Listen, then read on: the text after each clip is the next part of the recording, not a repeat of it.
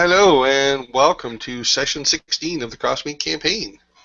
Um, Previously in Kulthania, the party returned from rescuing an elf they found chained up, and they came back to the city under attack. That's all you need to know. So right now, when they came into Crossmeet, it is the evening of the 29th of Leaf Fall. They came in to find the townspeople running. Some had shut themselves inside their houses and closed doors. Some were running from the docks, and some were running to the docks. You tried to drop this injured elf off at the Temple of Joaquin, only to be told that they were already full and couldn't take any more.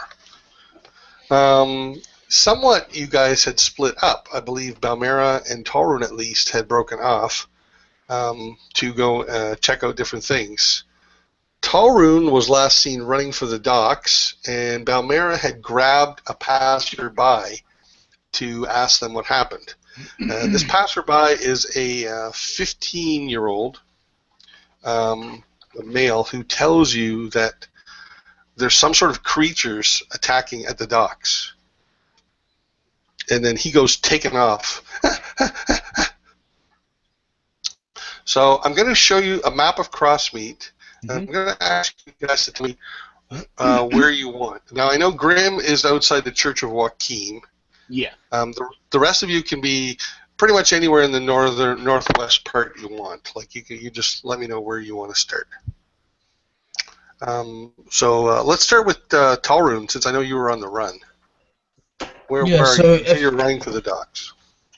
Yeah, so I guess I would be maybe at the bottom of Merchant Smith's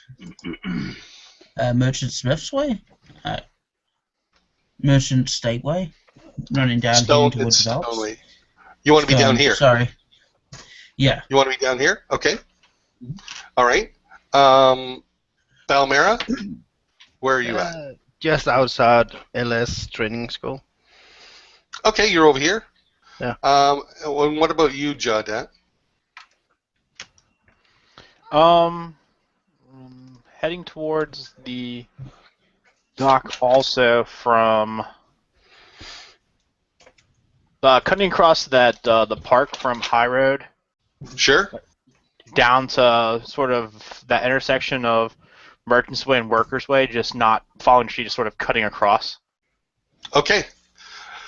And you're up there. So you can, from where you are, again, you can just see more people running and yelling and stuff. You can't make out too many details yet, but you can hear lots of shouts and screams coming from the docks area.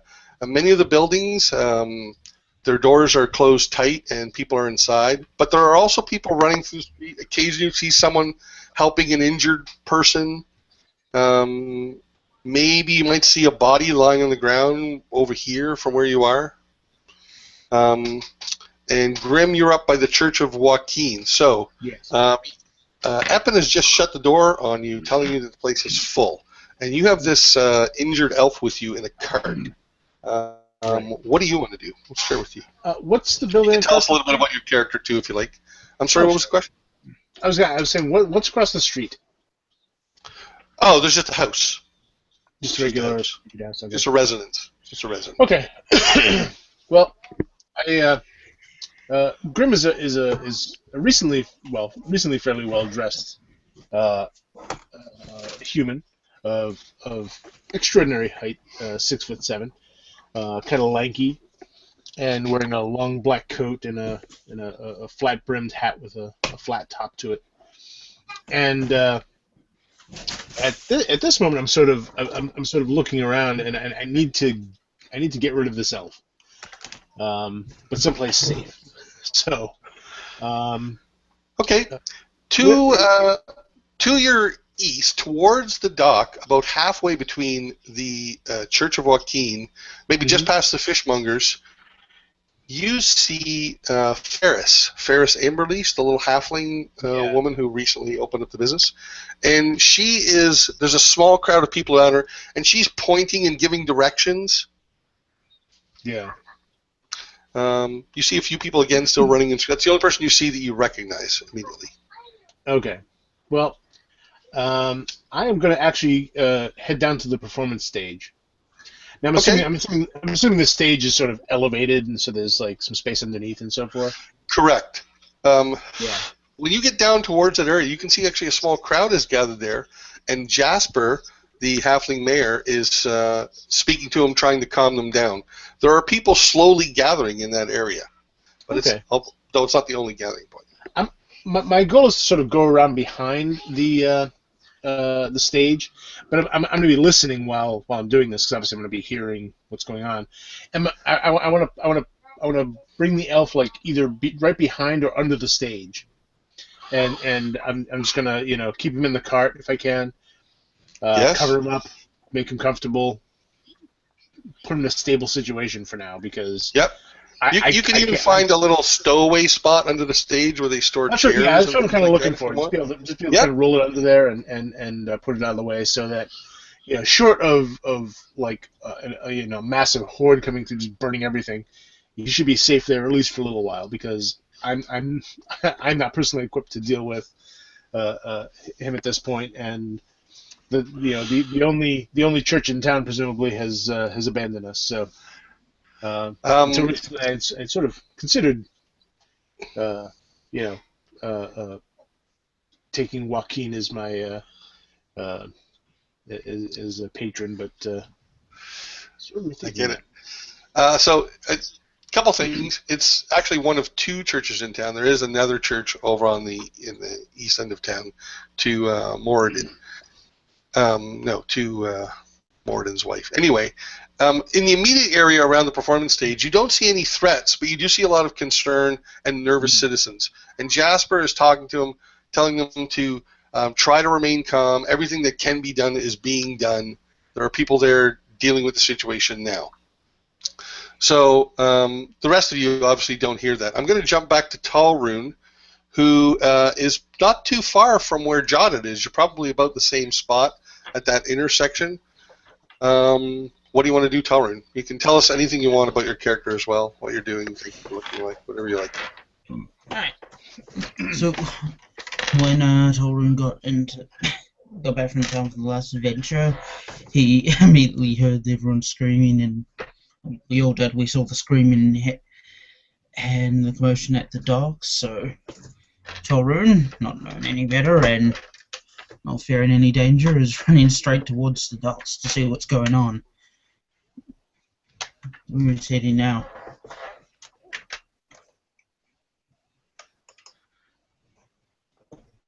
Sorry. All right, you go rushing towards the docks. Jada, do you want to join him, or do you want to do something else? Yeah, no. When I catch sight of him, I'll run after him. Before you pick a direction, I am going to tell you that you can hear screams and shouts coming from to the northwest, the west, and the southwest. So, all of the docks. Right. And you're going to head to the northwest. Okay, no problem. Balmera, you are outside the training school, and what are you doing? You can see people running past you. In fact, the doors of the training school are open, and you can see that there are some people inside, and some people. There's some people inside, but it's not full or anything. Okay. Do I see Jadad and Talrun? Yes, you see them running up the to the northwest. Okay, she'll run after them. Hey, wait up! Okay. So when you guys get to the west side, you see that now. I want you to imagine. I forgot to put. There's more docks on here. The docks go all a ways up, as far as the buildings go, anyway. When you get up here, I want to be a little more precise here.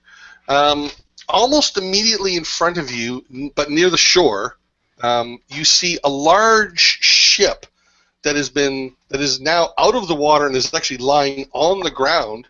A good size, like 2-sail mast ship, lying on the ground, and it's somewhat crushed, and there's people pinned underneath it screaming. Sort of in front of this is a huge humanoid creature about 14 feet tall that appears to be made of water, and there are several townsfolk battling it currently. Those townsfolk include, I got so many maps. To the right, you see Ivan and Fazil and two of the Ambolts, Thorvald and Arvel, fighting this massive humanoid water creature, which is very, very near this this ship, which is crushing townspeople and threatening to do more harm. Now you can see other crushed vessels as well, and along the docks to the left and in front of you, a little further to the south, you see another one of these creatures on board a ship, and you see some townsfolk on board the ship battling it. You see several capsized or sinking ships within the harbor itself, some wrecked docks. In the distance to the south, near like where Mahler Exports is, you can see another elemental, and again, there's townspeople swarming around it, fighting it. But there's also about a dozen or so bodies lying on the ground, tossed here and there, other people groaning. Some people are over trying to take care of them. Some people are carrying bodies away. Some people are rushing in only to be thrown by these massive creatures. What would you like to do? I'm going to say probably Talrun gets there first, and I'm going to switch maps. Okay. All right. Go on. I'm just going to bring up this one. Got to bring it to rate. So I'm gonna run and join the fray with the first one that I saw, which was the one that Ivan and the Ambolts were fighting. Okay. There. Okay. So there's the X's represent ships that have been crushed or wrecked or destroyed. On board this ship, you can see people calling for help, and you can see it slowly starting to sink beneath the waves. And the hull is inverted, so they're trapped there. And you can see they're going to drown soon. The ship is going to go beneath the water. There's a water elemental up here that's fighting several townsfolk, and there's another one down here that's fighting several townsfolk. You're right here, right now. Hmm. Yep. So, I'm running. Yep, running to attack that water elemental.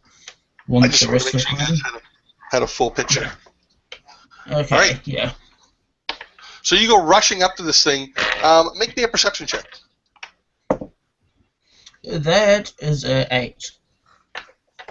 Okay, never mind. The fight doesn't appear to be going terribly well.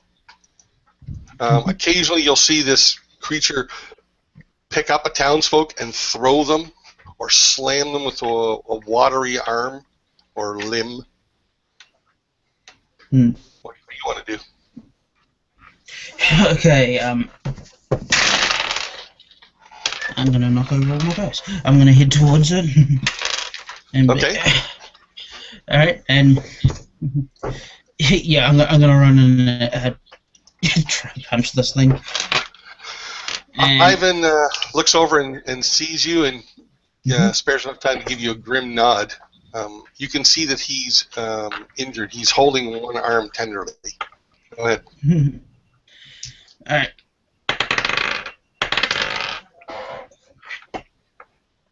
Yeah, I rolled like a 24 and a 19. So you hit it. And you're punching it with fists. Fists of Fury, yep. Okay. And yeah, so that'll be 10 damage. Alright. So your punches, while not useless, don't seem to be terribly effective. We're going to go... Go ahead. I was just going to say, I imagine if I'm slapping, like, water, that might kind of hurt me as well. Yeah, I'll hurt you soon, don't worry. Balmera. Okay, remind me, point where he was going. Room. You were outside the training school, and you were going to catch up to these guys. He went up to fight this elemental. Oh, sorry, I'm pointing at the wrong one. You can't see that pointer. He was fighting this elemental here, the northern elemental. Northern, middle, and southern, if you will, just for designation. Okay, I'm gonna follow him. Um,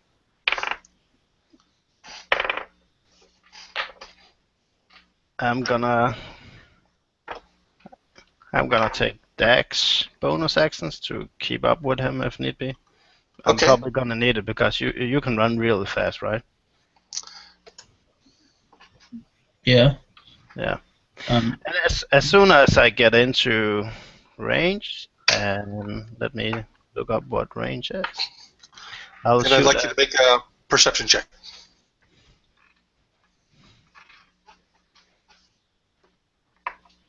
14. All right, so you can see that all these attackers, their attacks, while they don't seem to be doing nothing to this creature, they don't seem to be doing a lot of harm to it. The other thing you see is that this craft, which is upended, is truly crushing some people that are pinned under it, and it's in danger of falling over and crushing them worse, especially since the elemental is battling almost on top of it. Okay. It's 120 feet. So is that enough range? Oh yeah. So what are you attacking it with? She's gonna cast a fire bolt at the water elemental. So I need to make a hit roll. AC is 14. I'm not gonna make that. Okay. It goes left. All right. So Jaudet, you are also here, and you're seeing this go on. You're seeing Talrun fighting with Ivan and a couple of the dwarven miners, and some other townsfolk. As I said, there's bodies here and there lying, not moving. You see Stasi going around helping some of the injured. What would you like to do?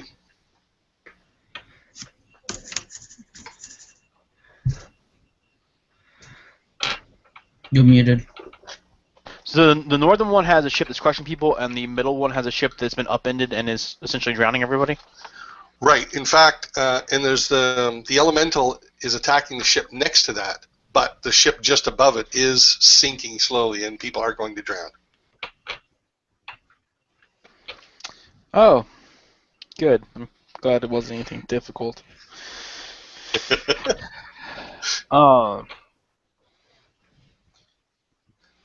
Quick, buy all the water.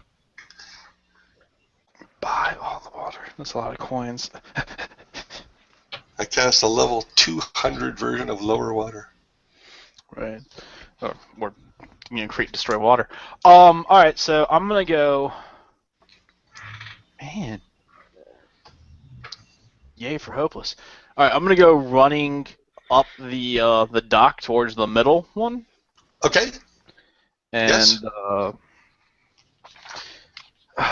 I'm going to see if I can't distract it from attacking that ship, and then at the end of my turn, I'll launch myself into the water to swim towards the sinking ship.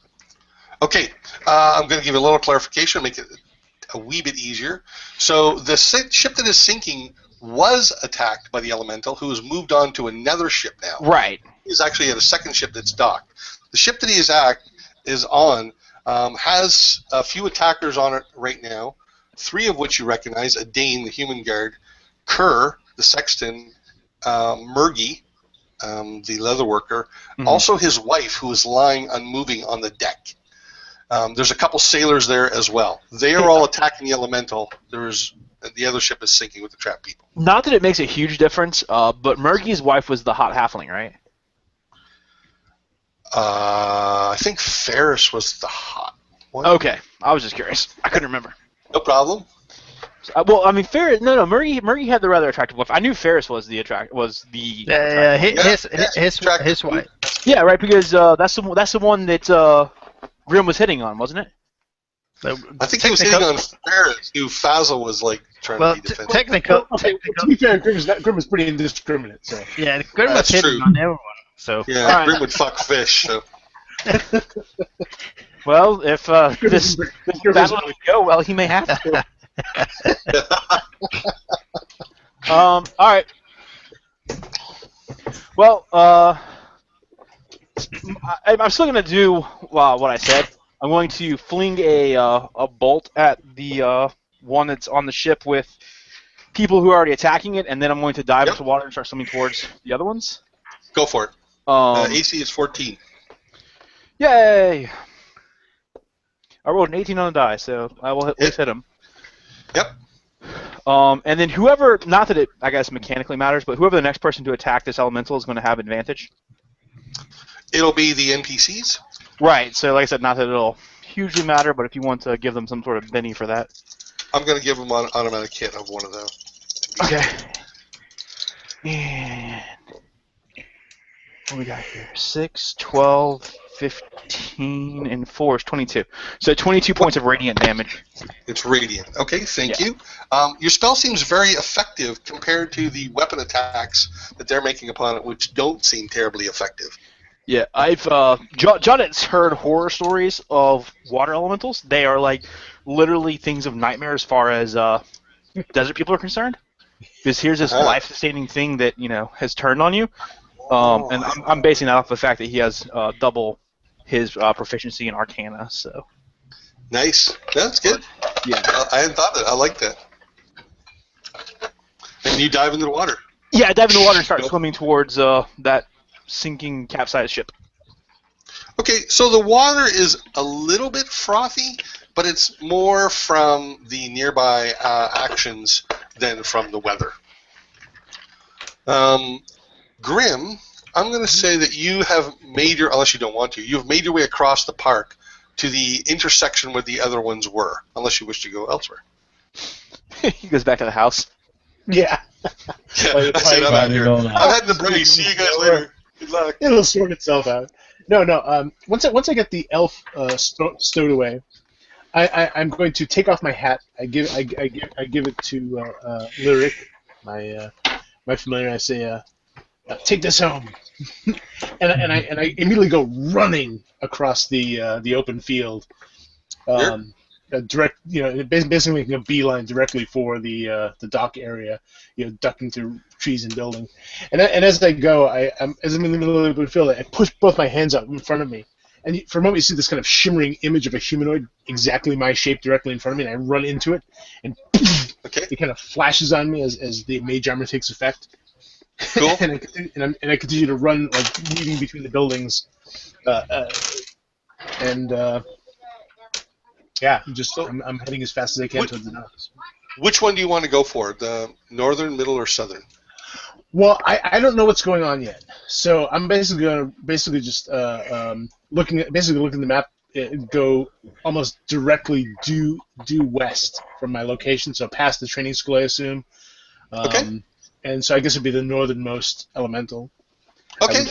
I would run into first because again I remember Grim has no idea at this point what's going on down there.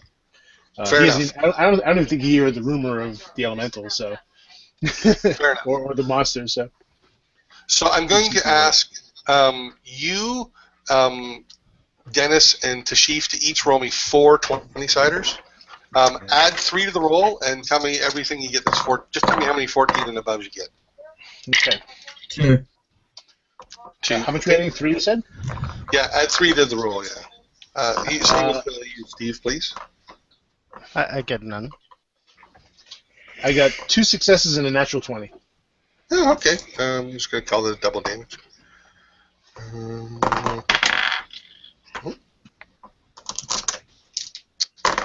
So you got 2, and you got 1. What about you there, Steve? 1 natural 20, 1 above 14, and then a 5. All right, because you had advantage, I'm going to call them as 4 hits. All right. Just doing some math, and we're done there. So, the counterattack. So, you who went running in there, punching at this thing, you have got its attention there, Thashif, and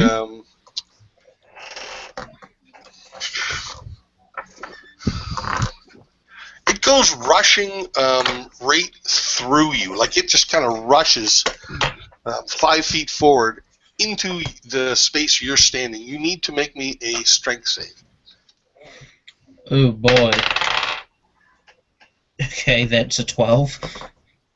All right, so you are going to take 12 points of bludgeoning damage, and you are grappled, and you are currently can't breathe as you're within the water of its body. All right. On the high side, you it- can't miss it. I guess. I'm just asking. Did it moved kind of away from combat with the others? Sort of, like yeah. not. Okay. Yeah, Good. it just kind of as a wave. It just moved. You were face to face with it, punching it, so it moved 3 feet or 5 feet. Okay. And I'm just thinking, why is it always water? Right. It also swings a limb at one of the other combatants, and it strikes. I'm going to switch maps to my map for a little bit less confusing to help keep track of things for me. Okay, so it slams Thorvald, and the dwarf goes flying through the air about 20 feet to land heavily on the ground, unmoving. That brings us to you, Dennis. Oh, no, wait a minute. No, wait a minute. Wait. I mean, that is to say, that brings me to the middle one attacking. So he attacks. Oh boy. So on the ship, you can see Kerr get slammed with a watery arm. Boom! Driving him to the deck of the ship, and he doesn't appear to be moving. Down at the bottom, you see Brogan, along with Bram, Wrong, and Slag from the Slag Pit, all fighting this water elemental, who attacks Wrong and does no damage. Rob, just so we don't interrupt combat later, the length Sure. of from top elemental to bottom elemental, how many feet are we talking? Okay, I can't give you an exact figure, but let's say, Mahler Exports, that building is probably 100 to 150 feet long, 100 feet long. So I call it 600 or 700 feet? Yeah, sure. All right. Okay. Thank you. No problem. So we're at the top of the order again, I think. Torun, what do you want to do? Let's see. You are grappled right now. Yeah, you are grappled right now. So you can make a strength check to try and escape the grapple. The DC is 14. Okay, I'm gonna spend inspiration on this thing. All right. Yeah, 16 and 15. So. All right, you managed to squirm free. It's looming over you. All right. I'm not sure if I can tell this based on the fact that it has no features, but does it still seem primarily concerned with me? It's looming over you, and it's about 15 feet tall. Do as you will. Okay. All right. So that was my action. So I'm gonna. That's a move. Escape is a move. Oh, is it? Pretty sure. Oh, okay. In which case I will spend a key point to attack this thing 3 times quickly, and while I'm doing that, shouting. While I'm doing that, I'm gonna shout, "The rest of you get out of here! Either help someone else or get to safety. I can handle this one." He's still 14. Yep. Okay, that's 3 hits. All right, can you give me your damage separately, please? For each attack? Please. Yeah, okay. 7. 7. And 8.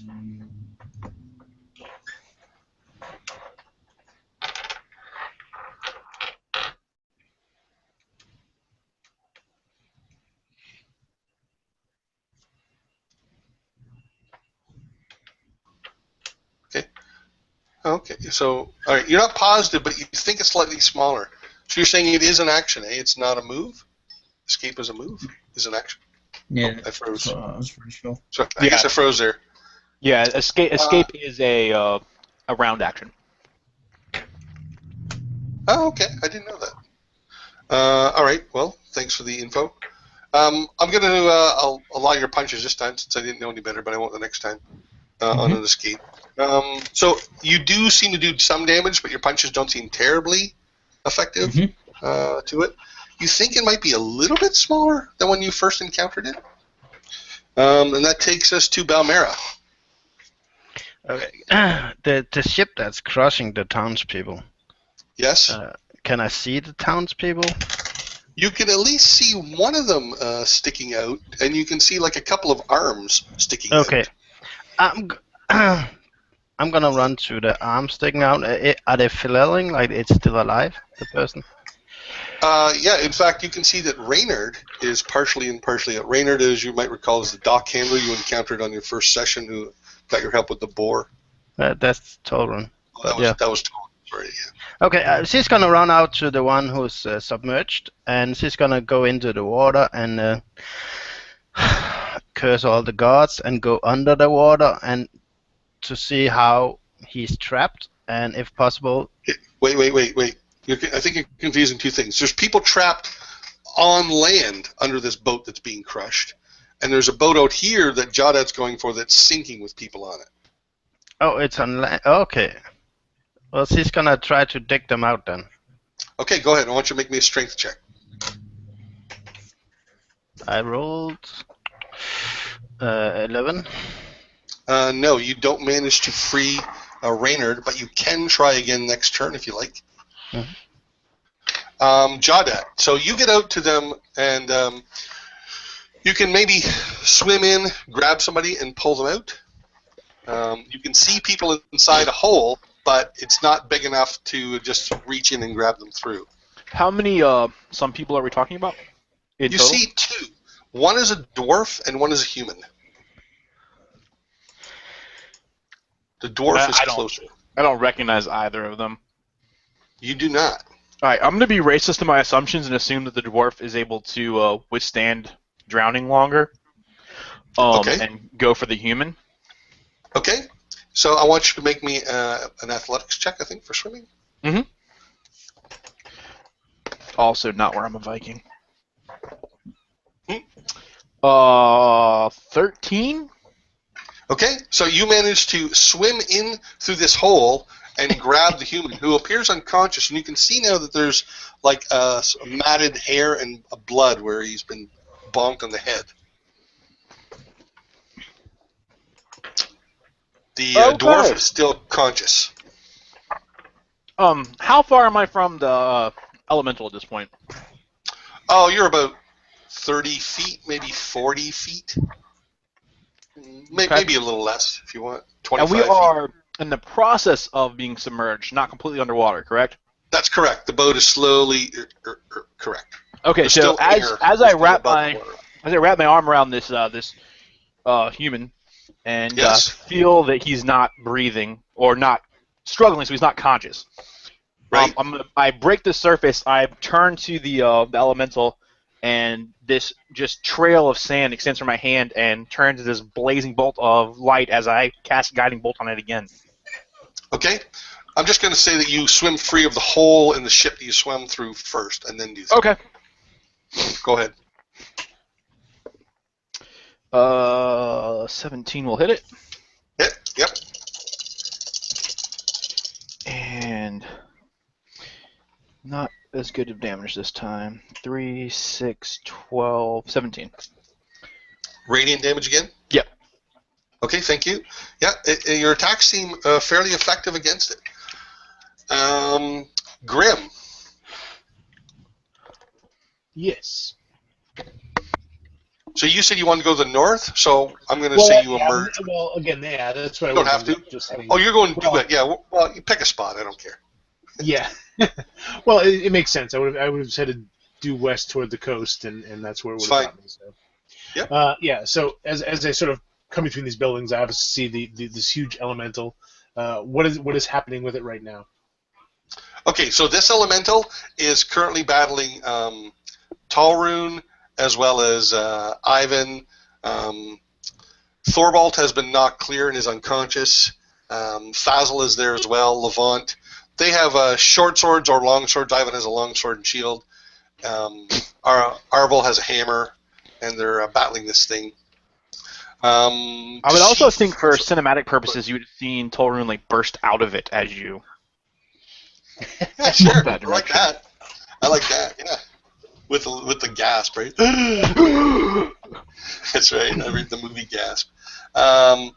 Also, Balmera was there and is struggling to pull Reynard free from being crushed by the ship under the battle. You would definitely have seen, from floating in the water, you would definitely have seen Jodat's radiant blast go across the water there. There's a lot of screaming and shouting. There's bodies. I want you to make me a perception check. Sure. Hold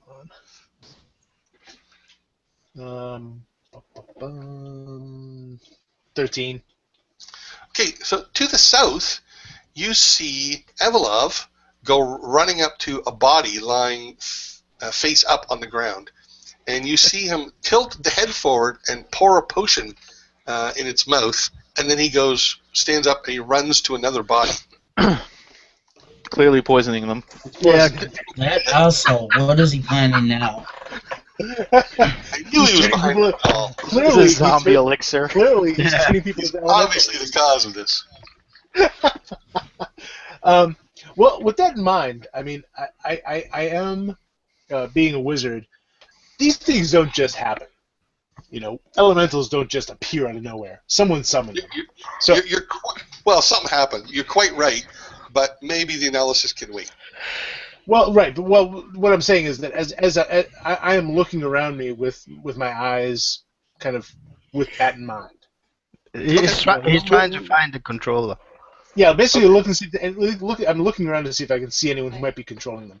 As I'm doing that, though, I'm not just standing there like looking around. You know, I'm moving over toward Torun. And, Okay. And as I get within touching range, there are a bunch of people battling the elemental, and there is Balmera trying to free people from being crushed. Okay. Well, if that's like 200 feet, I won't get there in time. So I'm gonna go to. No, you came out around here. I mean, wherever. Either way. Well, Here's where people are being crushed. Yeah. Well. Oh, okay. Well, now because I go up to the crushed people then. Who's trying to save the crushed people? Me. Balmera. Okay. Trying to pull Raynard free, and you can see other hands in there as well. All right. Well, in that case, I misunderstood because you said I saw Torun first. But anyway, I go to Balmera then. Torun is fighting it right there. And okay. So he's trying to save people, and Balmera's trying to fight it. All right. So what I do is I go to Balmera. The other way around, but yeah. And I kind of I come up behind Balmera and kind of I'm using her sort of as cover, but I also reach out and I touch her back, and I she can't see it because my ring is behind her, but it suddenly glows brilliantly as I touch her back, and you just can't keep your hands off her, can you? I can't. I know. It's a wizard thing. So the energy just kind of like flows through, and she kind of like jerks for a second, and suddenly she begins to grow, much larger and stronger as she was before. She is enlarged. Excellent. And just for Balmera's sake, basically what that means is that you are. You go from medium to a large creature. You double your size, and any strength checks or saving throws are made at an advantage. Excellent. If you're using a weapon, you deal an extra D4 of damage with it. So basically, everything grows with you. So if everybody could make attacks for the NPCs. I'm sure. Please. 40-20 still? Actually, I want Talrune and I want Jawdat to just use 3 because you got you got a piece NPC down in each location. Okay. So I'll 4, do 4. 4, 3, and 3. Yeah. Which one of my NPCs got whacked? I gotta remember this die. Kerr is down. Farina was already down when you showed up, but Kerr is down now too. All right. 3 out of 4 hit and another 20 with one of the hits. Oh, excellent. Okay. Mhm. So it's hard to it's not terribly perceptible, but you're positive that this thing is getting smaller in size as you guys keep whacking at it. You and the other NPCs and the townsfolk. I had 2 There's also hits. a few unnamed people, NPCs you don't know. Yeah, You had 2 hits as well? Yeah, I had 2 hits. Okay. Wow, excellent. All 3. Okay. And Steve? I only had 1 hit, but I still have advantage. So, if that changes anything. Okay. All right. I'm going to give it 2 hits. All right. And the elemental is going to attack. So this time, Torun, this creature tries to slam you with its arms twice, in fact. He only gets 1 hit. And so you are hit for 13 points of bludgeoning damage. Okay. Ouch. You need to make me a strength check.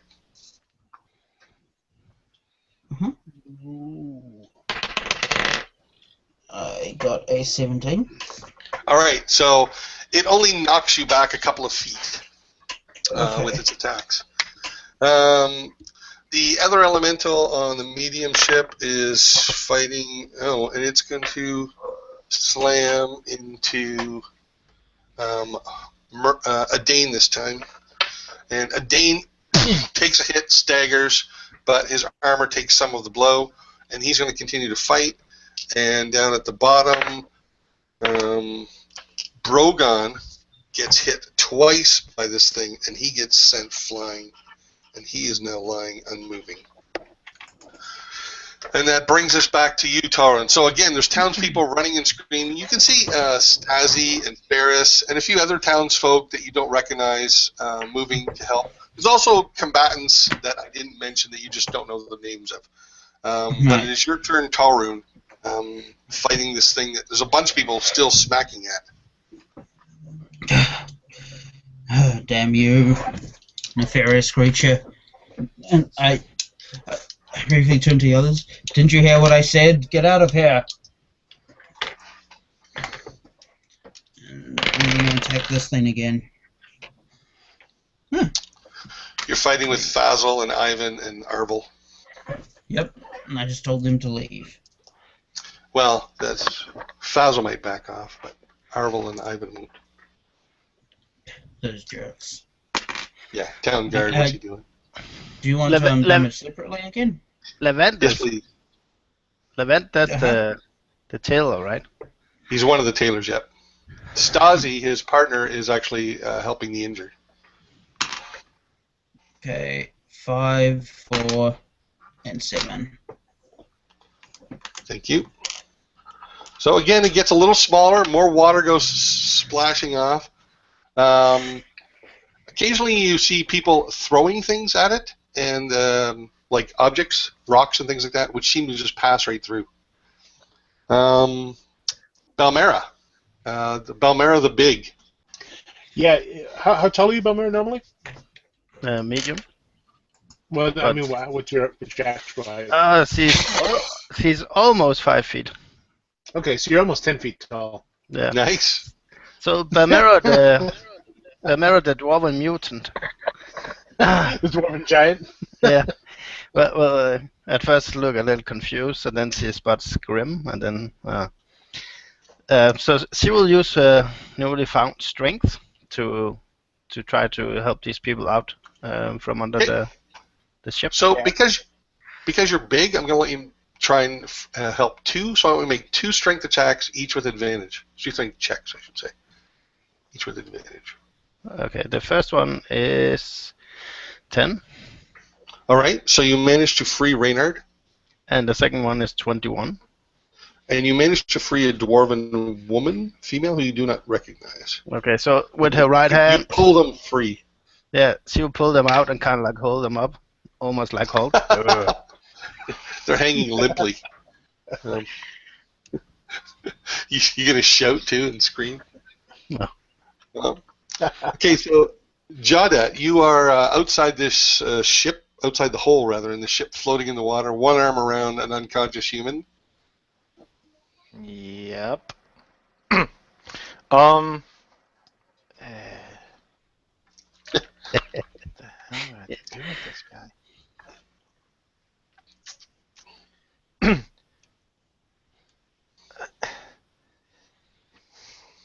The elemental seems that's nearest you is about half the size when you first saw it. Well, that's good. You can always attempt the CPR. You have seen Grim attempt it at the tree. I'm just gonna guess that CPR in the water is pretty hard. Yeah, trying to keep two bodies afloat. Chest compressions suck. Get out of the water. Get out of the water. Hold still, damn it! Quit bobbing. You're not lying in the right position. I'm just going to swim to the pier there. Sure. And use one of the ropes that they would tie a ship off to the pier with. Yeah. And I'm going to lash this person to a pier pylon above water. Okay. No problem. You can see the ship you left starting to dip below the line, and the dwarf is struggling to try and get free. I'm going to have you make me a strength check for him, but I'm going to do it at a disadvantage. All right. So. Okay. So this sucks. So natural 20. Yes. Natural 1. Mm. So you hear and you see him vanish below the water, but the ship is still slowly sinking. Like he's not going to instantly die. For one moment, he breaks free, and then. Haha! All right, Grim. I should have waited to haha until I was out of the water. Yes. So there's no longer anyone being crushed by that ship there. There are still several people, including Talrun, wailing on this elemental. All right. So as I'm still using Belmir as cover basically, and I point my hand this time towards Talrun, and I make kind of a similar gesture, kind of twisting like this, and for a moment you see Talrun's body sort of like distort slightly, and he too begins to grow unnaturally. Nice. And Nice. he too is twice as large as he was before. Very cool. All right, so Alex and Jawdat, please give me 4 rolls for the NPCs, and Dennis and Steve can give me 3 rolls for the NPCs. Awesome! I get to make 7 rolls. Did I say your name twice? Two. You said Jada and Steve. I'm sorry. So many names. I got so many things I'm juggling. I know. Right. Torun makes 4. I make 3. All right. Wow. 2 this time from me. Just Okay. realized. Okay. They just need a 14, right? Correct. And they're plus 3 in it. That's 4. Oh, yeah. Wow, you guys are okay. So yeah, they're doing well. So the townspeople are rallying here. I have 2. Doing some pretty heavy damage. Even Wrong and Slag are smashing into this thing. Grim, you notice a robed figure also using magic on the southern elemental. Magic missile you recognize as sort of robes firing off magic missiles at this southern elemental. All right. Now the elementals. Sure. Now the elementals are going to take their counterattack. So, Talrun, you're being attacked twice again. I got 2 hits there. So Okay. you're going to take 24 points of bludgeoning damage. It just hammers these massive loving arms into you. It gets me. It gets you? It takes me down. Okay. Boom, you go down not moving. You wasted a perfectly good spell. Yeah, way to go, Talrun. Jeez. Yeah, you ruined Grim's whole fetish going on here. Does when I'm unconscious, does it fade or? No. No. The elemental in the middle does not manage to make contact with any of the NPCs it's fighting. The elemental to the south, oh, look at that, double one. Punches itself in the face. Yep. Well, I'm going to give the... I'm going to have you, Steve, please make me 3 more attack rolls. I'm going to give him 3 opportunity attacks for double one. They've got to be something. That was the elemental double one. 16, a 17, and a 2. Okay, well, good. 5 more because they're damage. plus. Okay. All right, so Talrun, make me a death save. By the way, Bamori, you are now normal size again. What? No. Okay. Well, it's a concentration spell, so I can only do one big person at a time. But since everyone was safe, then I need to give the. You wasted On it. the plus side, you didn't waste it at least. Well, right, yeah, you saved because of it. So No, but now she can't dex paint that big, so she might need it to be cast on her all the time. Well, it's your turn right now. Okay. Well, she sees Tolrin going down, being slammed by the water elemental. She, if she didn't drop them before, she'll drop the 2 that she dug out, and she'll get off him, and she'll charge the water elemental. Okay, go ahead. And I'll cast a fireball on it. All right. Well, keep in mind that Ivan and Fazil are standing there fighting him as well. Firebolt. Oh, firebolt. Okay, I'm sorry. big difference. Sorry. We're not that high level yet. Right on. I was like, wait a second. Our dual-class rogue magic user can cast Fireball? I Yes, missed something. I found a loophole in the rules. Okay, I hit an AC of 19. Yep. So, Yay! 43. and that is a whooping D10 of fire damage. Okay. See if I can find D10. 2d10 level 5. Sweet. 3 points of fire damage All right. turning into it. You definitely hear sizzling. A little puff of steam. I'll use the remainder of my move to get up to it. Good. Good. Jodat, you've got this guy safely tied off. You're seeing the last bit of hull sink below the surface. There's still an elemental fighting on the other ship near you.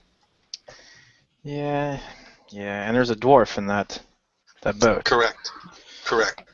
Or was there? There was. It's just a dwarf. There's plenty of them here in the front. Yeah. Surplus. Alright. Alright.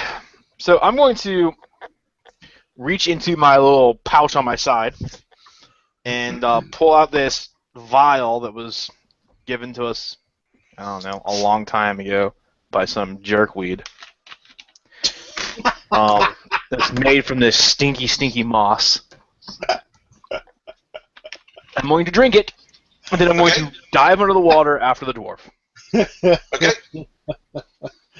No problem. So you swim through the water just fine. You have no difficulty breathing, and you reach this sinking vessel. All right. Do you want to try and free him? Yeah, I'm gonna go ahead and try and get him out. Strength check, please. Wow, I rolled 19, so a total of 20. You're trained. All right, so with him helping, you manage to bust free bits of wood, and you both make it back up to the surface. You can do the Hollywood gasp again. I don't have to. He does. Oh, right on. I know how to gasp with a Scottish accent.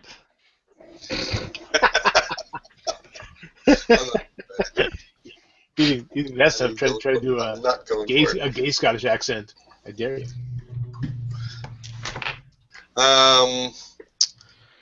Grim, Yes. what would you Alright, like to do? So, Yeah. So Talrun has fallen. Yeah, I was gonna say I see Torun go down and my eyes sort of widen as I see that, and I step out from behind Belmira and I take a few steps forward and I go no, and I push my arm forward towards him, fearing his death, and I kind of shudder for a moment. You see Torun glow gently for a moment, and and he recovers 6 hit points. Okay. How did you do that? I thought you were a different class. I took the feat of magic cool. adept. Very cool. I actually took the bardic path, so I have bard cantrips and a bardic first level spell, so the healing word. And I wasn't sure if I was going the cleric route or the bard route, so I figured this was a nice split between them. And it's like, anyway. Cool. Okay, so you're no longer unconscious, No. Torun, but you're just prone now. Okay. So, I need. Let me re-establish this. Alex, I need 3 attack rolls. And Torun, I need 4 attack rolls. 3. Dennis 4. Okay, mine all missed this time. Yours all missed. Excellent. You got really loud, Chief. I mean, excellent. I got 1 hit. Excellent because it's easy to keep track of. Oh. Excellent. I have a 20 and the others won't load. So. Okay. Do you know what they are, or do we just not see them? I only had 1. Alright. So again, at this point, all of the creatures you're fighting are half as the size or smaller than when you first started. However, that does not diminish their attack powers any. And this time, it's attacking you, Belmira, and it slams you once, missing with the other attack, and you take 12 points of bludgeoning damage as this thick, watery arm just slams into you. On board the vessel, a Dane gets hit a second time, and he gets dropped. Stop it! To the south, 3 and a 2. Miss. So no harm comes to that one. So back to the top. We're at you, Balmera. Oh, Talrun, I'm sorry, you're conscious again. Oh. I stand up and... A few feet away from you, Balmera bravely defends you against this water elemental. Okay, you knock me down, and... It's all the credit. Oh yes, and Grim has, of course, just saved your life. I wasn't conscious to witness that, so... Exactly, yeah. I'm striking at the elemental. You stand up, okay. Yep. You're gonna punch away again. He should still be big at this point, just FYI. So, don't forget to add an extra D4 to your damage. Okay. So yeah, that's 3 hits, 13 and 14 still at armor class. I'm going to give you a few extra points of damage too for strength. For size. Okay. Go ahead. First, I'm adding I add a D4. Alright. 7. 7. and 6. Okay. Nice. So it gets smaller still, but it's still bigger than you guys are. Balmera. Okay, well, seeing Torrent's miraculous recovery, she's gonna assume it's some sort of monkish thing. Yeah, there's no way Grim could be responsible. Exactly. Grim doesn't Well, do that sort of- she didn't see Grim. Yeah. So she's gonna try the firebolt again. Okay. And I rolled a 1, so it's an amazing spell. It works every time. So she's rubbing her hands, but apparently she's rubbing them a little too quick, so they and she kind of fizzles the spell. They're damp from the water elemental. Yeah. All right. So you provoked an OA, just for your 1 and for doing a range attack right in its face, but I missed anyway. Jawdad, you have now reached the surface with this conscious dwarf, who is between spitting up water and gasping for breath, is thanking you profusely. You'd estimate him to be about middle-aged for a dwarf. He's wearing civilian type 100, clothes. 150. 150, yeah. All right. Well, I'm also going to assume that in his 150 years, he's learned how to swim. So. Yeah, he's making for shore. All right. Well, I turn loose of him. Can I see a Dane? You can see a Dane and Kerr and Farina all prone on the deck of this ship. With Farina still the fighting best. is two sailors and Murgy. All right. So I I dip below the water and I come like almost like dolphin kicking up. So I'm gonna come up out of the water to about my waist. And as I do, my right hand shoots out towards elemental. The sand launches from my hand and turns into the beam again. And then my left one sort of extends towards Adane, and he's going to be healed. Okay. Yay, bonus actions. He's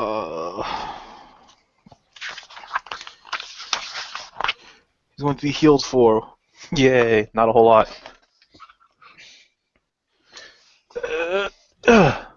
Okay. 5 hit points. Okay. Could have been worse. Mm-hmm. And you made an attack? Yep, doing that right now. 14 total. Okay, so the... So that hits him? Yeah? All Oh, I right. thought that was damage, sorry. No, only 12 points of damage. Okay, so the element you're fighting is by far the smallest of the 3 right now. Grim. Okay. So our elemental is still looking pretty spry, yeah. About half. He's about half the original size. Ivan and Fazil are still fighting him. Levant and Thorvald are down right now. Reynard is injured but down, but not unconscious. How tall is this thing still? Is it still pretty tall? About 7 feet, 7, 8 feet. Okay, fair enough. So what I'm going to do is I'm going to stand up from behind Balmera and wave my hand in this wide arc, sending out this fan of fire toward it. Okay. Kind of like slicing towards its head, basically. Sure. It needs to make a dexterity saving throw. Okay. So it's optional, but I'm going to give you the option of yelling duck as a free action. I do. Don't yeah. have. Okay. Get down! Get down! 13. That's on my dex save. Oh yeah. I should probably check. DC 14. So Okay. So 11 plus 2. All right. Trying my new double sixes. 10, 16, 19 points of damage from fire. So What kind of damage? Okay, fire. excellent. So, Yep. Instead of a fan of fire, Big cloud of steam comes up, and it noticeably diminishes in size from your attack. and I immediately duck back behind Balmera, Excellent. using it as cover. So I'm going to just ask each of you to make me 2 attack rolls, just for simplicity's sake, for your NPCs. I rolled 2 ones. One hit. I hit. You say 1, Dennis? Yeah. Thank you. And Steve? I rolled 1 hit, but I also have advantage on it again. Yep. Okay, I'm giving you the extra hit every time. Yay! Okay. So the elemental at the top, while diminished in size and sizzled, is still in good enough shape to attack Balmera. I got 1 hit upon you, Balmera. So you're going to take another 12 points of bludgeoning damage. Bang! As it hits you with this. It's like a heavy wave, getting hit hard with a wave of water. I don't like this guy. Well, he's not a guy at all. On board the ship, this elemental goes after a Dane who stands up again, and both its attacks seem to bounce off a shield, just moving him about an inch. Down at the bottom, the attacks against... Slag gets smacked and sent sprawling from this this elemental. Takes us to Torun. So you're still fighting with Ivan, who's looking pretty exhausted right now. I score 2 hits on this creature as I'm fighting merrily. Okay. Am Again, I still... you see there's townspeople moving the entire time. The injured are being taken away. You as well might notice Evelov moving from person to person, administering potions. Go ahead. Do you give your damage? You should Yep, still I'm be still enlarged. D4s per attack too. Don't forget that. Yeah. I'm sorry? The extra D4s for being enlarged. Oh, yeah. Yep, don't forget this. Okay, so that helped me this time with this attack is 12. And the next one is 6. Okay. That was damage, right? Yeah. Okay. Balmera. Torun is fighting at your side right now. Yeah, but on the other hand, her ribs kind of hurt.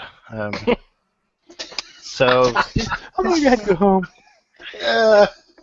she's gonna tumble out of there with my cunning action. So I'm gonna use my bonus action as a disengage. Yep. Then I'm gonna move, and then I'm gonna eat my my muffin mush to heal myself. Okay. That is so gross. Yeah. Pulls a handful of muffin mush out of her pocket and stuff it out. Oh. See the smear all across her face. Does it still have any healing properties, Rob? Yes, it still works. Okay. So basically, the berry. In the stubble of her beard, you know. So, Jadette, out of the corner of your eye, you see the dwarf get onto shore. Okay. Okay, great. Dane is still fighting this thing with Murgy, who's defending his downed wife. Yeah. Let's go check the level of that. Okay, great. So, again, my right hand will shoot out my sandy laser, and my left one will blow some healing sand up to Farina. Okay. I'm having to use a second level slot now for Guiding Bolt. So it's going to do extra damage. Okay. Because I have to use first level slot for their spell. Alright, so first things first. Farina is going to get back 7 hit points.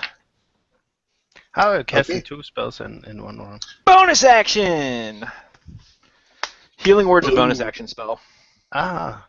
That's why it's only a die 4 instead of the way more powerful normal healing spells. Oh, is that only a bonus action? Yeah. Yep. I didn't think it was either. I looked it up. I was like, "That's awesome." Okay. It also has a shorter range than the other ones. Yeah. But I wasted the turn. Okay. Well. All right, and then I'm going to. I'm new to it, so you know. Yeah, you read the entire. You picked it on purpose. So as the I'm launching this guiding bolt, this sand laser at this thing. For a moment, sand lasers. The elemental takes on this really familiar shape to Jawdet of this sort of hunched guard. It looks more like he's trying to defend the water than he is attack everybody. And I'm gonna go ahead and use inspiration. Okay. To roll for the hit here. Excellent. And a natural 20. That's Excellent. 20 and 17. That's what I was hoping for. Okay. And 5, 9, 12, and 4, 16 points of damage. Okay, so I'm going to say with damage. the crit, you destroy it. And so it's kind of like that scene out of the first X-Men when Senator Kelly kind of turns to a puddle and then falls apart on the table. You know that scene? Okay, yeah. That's what happens.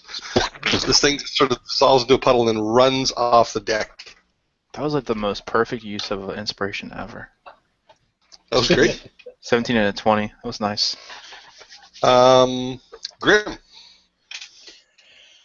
Okay, well, since my cover has run away, I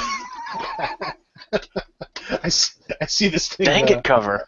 looming over me, and so I'm going to take a few steps back, and I'll take a just kind of draw my wand like a weapon and point it at this thing, and I sent this bolt of lightning just as it arcs toward it, a witch bolt. Okay. Okay. So we'll see if that helps. Okay, wrap. All right. So 12 and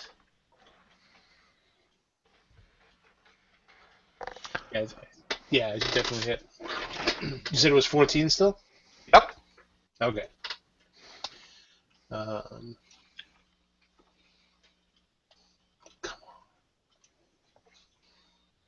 on. 1d12. Okay. 7. So this thing takes 7 points of damage, and I'm maintaining the bolt on it. So I have the wand pointed towards me. You see this arcing bolt of electricity. Yeah. It's like I'm staying at kind of the outer extent of the range. So I'm like between 25 and 30 feet. So I'm like right at the edge of where I need to reach. Yeah. You see, Balmera's hair is like pulled, like sort of being pulled toward the electricity, like from the static. So basically, I'll do the damage each round as long as I can maintain contact. So I'd like each of you to make me 2 NPC rolls, with the exception of you, Dennis, because that elemental's dead. You mean except for me? No, I had yours going against the bottom one, even though you were fighting the second one. It makes sense. It made sense in my head. Okay. I got a 13 and a 20, not natural. So you got 1 hit. Okay, that's good. Yep. No hits. Yeah. Once again, no hits. You're helpful. Uno. Okay. All right. So the elemental, which is still standing and is not much bigger than Grim at this point, is going to attack Talrun for getting back in his face. And what's your AC, Talrun? Remind me. Right now it is 150. Oh, good thing you rolled 151. It is what now? It is 15. Oh, okay. So you're going to get hit twice. Dang it! So Grim, you restored 200 hit points? I can only do that once. 4 plus 8 plus 4. You take 16 points of bludgeoning damage That could have been so bad. from 2 watery arms. And then some jerk shouts timber as I fall down at my Fall guns. down a second time. This is Okay. this is getting to be kind of like in a online game where the ranger is always the one dying. So we should have like a saying, "Tallwards down." I'm just worried there's gonna be a TKO.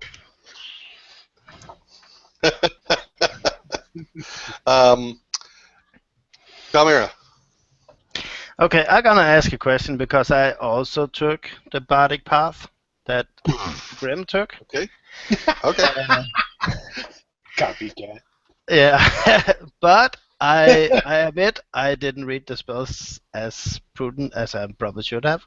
So I took Yes. Cure Wounds, but could I change that to Healing Word instead? Fine. Okay, so that's what I'm gonna use on my good friend Torun. Okay. 1d4 plus your casting trait. That's Yeah, a so bonus action. Yeah, so she's gonna copy what she's seen Jada has. So she's gonna pick up some sand and shake it, and it becomes golden. Okay.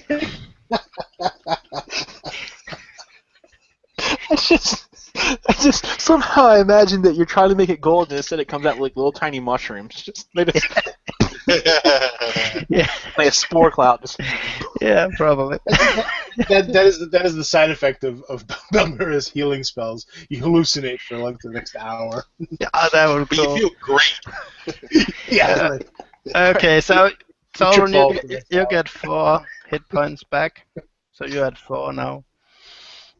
that would be a cool side effect of a spell. Yeah, it would. It would. it would be awesome, especially if you made it so it's like you get like the 1d4 hit points, and then you get 2 or 3 temporary hit points, and that's your side effect. Is because you're hallucinating, you feel better than you do. That's right. You get advantage on insight checks into the universe. Right. Whoa. Like, what if? And disadvantage on any munchie saves. Right. That's it. Yes. Okay. So what is your standard action there, Brad? That was just a bonus action. Oh yeah. I'm gonna try the firebolt again, Okay. and it fails once more. So You need practice, man. yeah. I'm telling you, her hands are soggy. Yeah, she can't produce the spark. She just god damn it. And I'll spend my move action being pissed. All right. Not moving, just being angry. Stomping my feet. On the middle vessel, there's a ragged cheer that goes up. Adane is looking over at Kerr. Murgy sees you, makes eye contact with you, Jada, and gives a smile and a wave to you. What would you like to do? I'm going to hit him for waving at me after all this water combat. All No. You get All right, so advantage because there's- he's not expecting it. There's the elemental north, there's elemental south. Kerr is still down on board. Adane is checking on him, and Farina is conscious. All right. Well, I'm going to make my way either whatever's faster, either like up a rope or a ladder that they maybe use for getting into lower boats from the pier, and then into the shore, and then down south, or swim to the shore and down south. Whatever is going to be the quicker means of getting. Okay, so I'm going to say you spend a round getting to the southern one, Okay, that's fine. since the Yeah, northern just- one's almost dead. Hauling butt. Anybody I pass it looks like they're injured. I'm like, it's time to get to the middle ship. He's okay. And just trying to urge everybody that direction as I'm running south. Yeah, in fact, you can see that the townspeople have been slowly taking the injured away, and they're Never to be largely seen being again. gathered in the park. But you'll find it. Never to be seen. That's it. Yeah, Grim. So this elemental that Belmira can't hit with spells is still conscious, still attacking. Okay. Well, the burning hands seem to have an effect before, so I am going to do it again. So it needs to make a dex save. Okay. The magic definitely seems to be more effective. That's a leader. Nope, did not make it. 13 again. The magic definitely seems to be more effective than the physical attacks. 15. Hit. Oh, that's damage. No, that's damage. Yeah. So I bring up my my hand in an arc, avoiding anyone who seems to be ducking under it. Slice across this thing and with the steam cloud.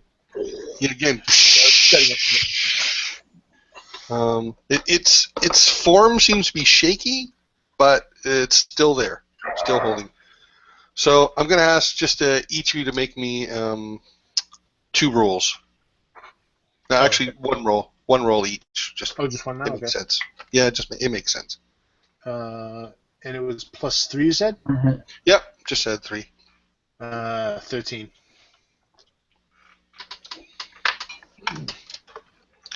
Okay. I got 1 hit. Okay. That one's getting smaller as well. And you said there's a spellcaster to the south? You no longer see that spellcaster. Oh, I never saw him at all, so it just if I saw him while I was going there, it was going to inform my decisions. But You do see to the south, as I said, Brogon and Slag and Bram, the Dwarven Guard. right, and Slag is down currently. Slag is down, yeah. I can just check my notes. Slag is down. Suffocate. So the one at the top is going to attack you then, Grim. Okay. And I got 1 crit and a miss. At least it's not furniture. Yeah, my AC is 15. Yeah, I got a crit and a miss. It's So a you crit. take It's a crit. He's a wizard. I don't think it matters. Right. you take 19 points of bludgeoning damage. Okay. Just imagine Slams- how high that Was it damage there? would have been if he slept with Bamera. Yeah, exactly. Okay. Right. So I managed to get my arms up in time, but I get knocked back by the blow. What hits me? I slide back along the In ground. fact, yeah, you need to make me a strength check, or you're knocked back 15 feet and prone. Your hat goes flying off your head. Bram I gets left that with the weasel. slammed by an elemental, but not dropped. Oh, you did. I forgot you gave that to your weasel. Yeah, he parked the wounded elf in a park, but he The managed. weasel- Yeah, Right. He sent the important stuff home. yeah, exactly. That's right. 16 on the strength check. Okay, you're just knocked back a couple inches then. Okay. I am still and- maintaining my lightning, my witch bolt though. I made a Okay, concentration check, so. Excellent. So, Talrun, make me a death save. If you're unconscious, I can't remember at this point. No, Dang it. I healed him. Yeah, Okay. so Keep in mind, every time you lose consciousness, you gain a level of exhaustion. okay, so I lost consciousness twice, so 2 levels Oh, of I'm exhaustion. unconscious. I'm up again. Oh, I'm unconscious. I'm up again. Right. So, skill checks at Um, disadvantage. No, I would have 2 levels, right? Yeah. Yes. Yeah. I just want to refresh myself on what that means. Disadvantage on ability checks, and your speed is halved. Yeah. Okay, And when you get to thanks. 3, then your attacks are at disadvantage as well. Yes. I found a character sheet that actually has all that information in one handy spot. Ah, cool. Okay. I have it on my home version of my my D&D screen, my DM screen. Alright, so I get 2 hits against this water elemental. Wow, getting knocked Okay. down really. So you're Am going I to finish still- it off. Alright, okay. Yeah. So, fed up with it and still enlarged by Grim's size, I just start like stomping in it, you know, like jumping right into it, swimming in half, and now it's like just puddles of water, non-magical, innocent, non-drowning, tolerant water. Yeah, it just shakes and falls apart. You are now soaked. Actually, you only thought you were still enlarged because when it cast Because I woke up and then it was smaller, and I was like, haha, Yeah, I'm enlarged. Tolerant. That makes total sense. Exactly. You were still the same scale to the elemental, so you didn't notice the difference. I said now enlarged, now giant Tolrune must save the. Did Crossmeet get back up? Oh, Tolrin drinks the elemental just to spite it. That's it. I drink its blood. So, Salty. Balmer, it's your turn. The elemental you were fighting was just dispatched by Taurin. That leaves only one left, basically. Yeah, to the south. It's not very big, though.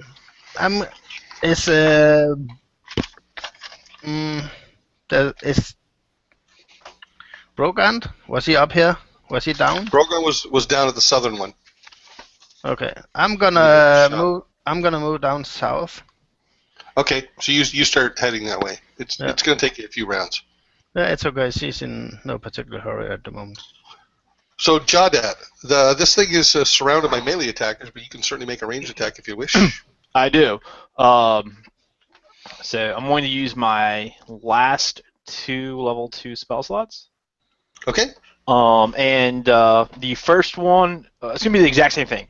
So healing word on Slag. Okay. No. Cool. Hey. I had to. Hey, you know, half work. And then the sand lasers at the water elemental. Okay. All right. So to hit the sand lasers is going to 14 exactly. 14 is what you need. All right. So let's do that first. Big money, no whammies. That's a lot of whammies. 2, 4, 6, 9, plus 6, 15. Okay, that's not terrible. All right. I'm going to say you finish it off. Okay. That's 3 left, but... And then, for argument's sake, it's going to be 4 plus 3 is 7, plus that twice is 9 points of hit points for Slag. Okay. So Slag is going to notice and remember that. I'd like you to describe the kill on the elemental, please. So this one, for whatever reason, maybe this was the last one. Maybe because Jawdat is just tired of being wet. Dies a little bit differently. So the sand, like bolt of radiant sand that's been hitting them, goes into this one, pierces it, and then you literally see it like crystallize and harden as it goes through the water elemental. So when this one explodes, it actually explodes in a puff of sand and not water. Just and the sand comes raining down across everybody. Excellent. So again, a ragged cheer goes up. This time for the 3rd time, and some townsfolk start coming forward, gathering around. They're patting you on the back. They're patting the other combatants on the back, and you see gradually the townsfolk start to trickle out of some of the homes and things like that. All the wounded that you can see have been taken care of. The bodies have been removed. Not everyone survived, and so you're standing, amongst several different NPCs depending upon where you are. Maybe you're with Ivan, or maybe you're with Kurd Farina, or maybe you're with Brogan. Well, I'm they're patting you on the back. They're thanking you. I'm with all the people I don't like. Oh. I'm gonna look around for like a caster, because again, I suspect that there would be a caster behind this, someone to summon these things. It seems odd that they would just appear on in a port for no really apparent reason. So I'm looking for a cause. My first thought is a caster, so I'm looking for anyone who looks like they might be like moving away from the area, surreptitiously, or that sort of thing. No, you don't see anything like that. I sit down on a barrel, and I sit down on a barrel exhausted. I have literally blown every spell slot that I have outside of cantrips. There's people coming up to you, patting you on the back. They're offering you drinks of water, things like that. I glare at the first one that offers me a drink of water. Like I just unabashedly glare at them for a moment. That's a bit insensitive. Yeah. So Brogan comes up and offers you some dwarven rum. So I take that and I start to drink it, and then I just break down into like blobbing sobs. I'm like crying in Orcish, and if anybody speaks it, it's things like wanting to go home, and how could water that's supposed to give you life do stuff like this, and why is this town so messed up, and why did I come here, and at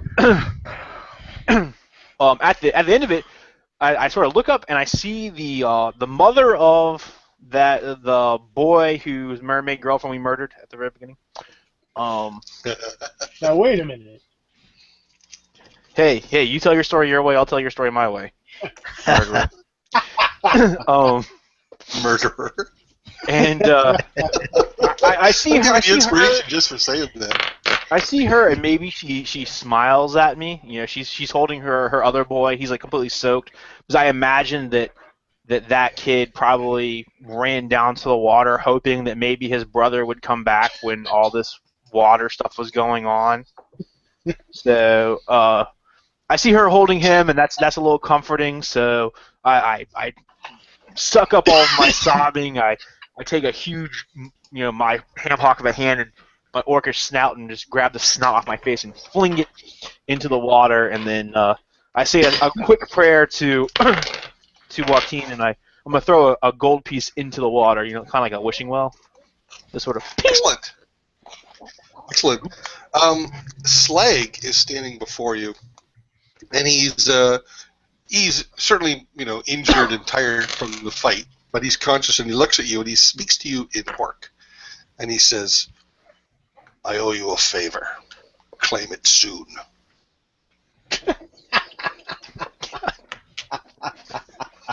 He walks away, taking wrong with him. Okay. He's taking wrong. So, I wanted to sneak attack him. It was the elemental. Those are daggers. How dare you help? The elemental. Dagger elemental. So Grim, Okay. yes. Go so, ahead. Bama will come down to Yara, hulking and weeping and being a mess and mumbling something that's completely foreign to her, with one side of her hair going out like this because of the static. And she just looked puzzled at him and kind of hesitate for a moment and then carefully put a hand on his shoulder. It's okay. That's probably the moment where I suck it up and my snot into the water. Nice. Torun and Grim, you're up by Ivan, Yeah. who's So- thanking, but he's also being thanked. Thorvald is being helped up off the ground. So I'm like panting and like I'm exhausted and I haven't completely recovered. I try to move like closer to Ivan and I'm like, what was that? I don't know, but they're elementals. I start coughing and cough up a little bit of blood and then I collapse. So people come in to pick you up. You can see now that there's townsfolk slowly trickling towards the park area. Some people are also making their way back to the taverns, though. Slag and Wrong certainly have a small following going with them. So someone in the park finds a card and goes, "Hey, an almost unused elf." Are they gonna wheel him off? I heard there's a reward for this guy. I'm gonna go collect it. You see the guy who stole the horse? He's making Right. off with the cart now. Yeah. Hey, what are you talking about? This is my card. This is my elf. Not this cart. Happen to have an elf on. Yeah, I'm trying. Do you have a receipt for that elf? I'm essentially trying to avoid the crowd, and I'm sort of I'm looking through my book, and I'm kind of murmuring an incantation as I walk around with it, casting detect magic, and I just kind of just ignoring people as they try to come up to me, and I kind of wave them off, as I finish the spell, and I slap the book shut, and I begin looking around with my eyes glowing slightly. It's like Okay. there's something here. You can get residue auras from the areas of battle and perhaps from the shoreline itself. From the magic you guys cast, you get residues of auras, but nothing jumps out at you. Of course, if you walk like near, say, the Church of Joaquin, you're going to get a little bit of a aura. No, I'm basically walking down the battle line and sort of, I'm looking toward the ships, toward the water, kind of looking at people as I pass by, eyeing them, trying to find, because I don't like this kind of thing. Just doesn't happen. It just doesn't, spontaneously just happen. It's not right. There are almost no seaworthy vessels left intact, but from the number of vessels which you can see floating in the harbor, clearly some of the ships must have escaped. They weren't. Not all the ships of Crossmeet were here, and that wouldn't really make sense anyway, since lots of ships are transitory here. Yeah. But about half the normal number of ships that you would see in the harbor are in various states of wreckage, floating in the water and stuff like that. You can see people trying to recover them, things like that. All right. Yeah, this is the elemental season. Did you know? That was not in the travel brochure we received. That's right. Wait till next month when it's demon season. Yeah. So the townsfolk again are filing back towards the park. You don't see anyone that you can peg as the blame. Doesn't mean you're. Well, I'm not even looking. I mean, obviously, I'm looking to see if there's anything suspicious, but I'm also looking to see if there's anything like a magic item that could have done it, or I don't know. It just seems incomprehensible to Grimm that elementals just appear apropos of nothing. So he's looking for any kind of indication of a cause or a hint. Okay. And he doesn't follow the crowd. He's staying at the shore. He's looking around. He seems almost angry as he's stomping around. Like, no, this isn't right. I'll tell you what. I'll let you make me an Arcana check with advantage. Oh. This is more of a knowledge thing than a sensing. Yeah. So best one is 21. So I'm just gonna suggest that elementals are not always controlled. Sometimes they're merely summoned. Sometimes. Yeah, like summon. Sometimes they're just sort of summoned and set free, right? Like. Well, right. Yeah. I mean, well, they're not necessarily like puppets. You know what I mean? No, I know that. But it just seems, the three of them appearing in a single place just for him seems, right. The fact that it's random, pure randomness mathematically the chances are very very small. Maybe a random elemental, unlikely but possible. Three of them at the same time seems orchestrated to him. So, and in fact, as you gather, as you travel amongst the townsfolk, whatever, you all learn that the three of them just showed up just like that. Just sprung up out of the water and launched an attack and did quite a bit of destruction before people even had a chance to react. Right. So there's people that are, again, thanking you, congratulating you. There's certainly some sadness in the town. There's some people that were hurt. Not everyone survived. What do you guys want to do?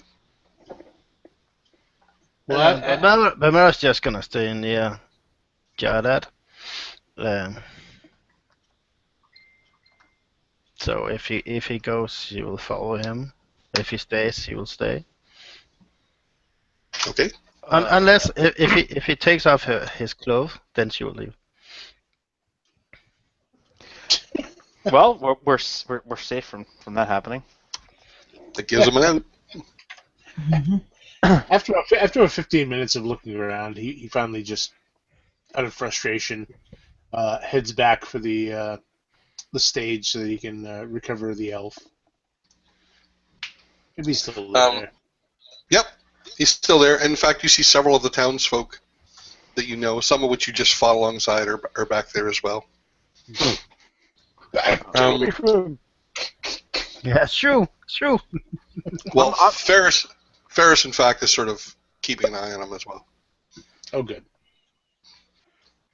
I'm just gonna I'm gonna walk around and asking where they're taking the wounded, and we'll move to that area. You said it was the park is where they're.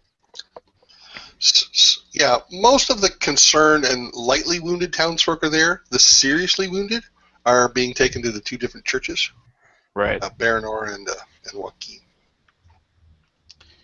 Well, several people, in fact, invite you back to the 3 for drinks on them.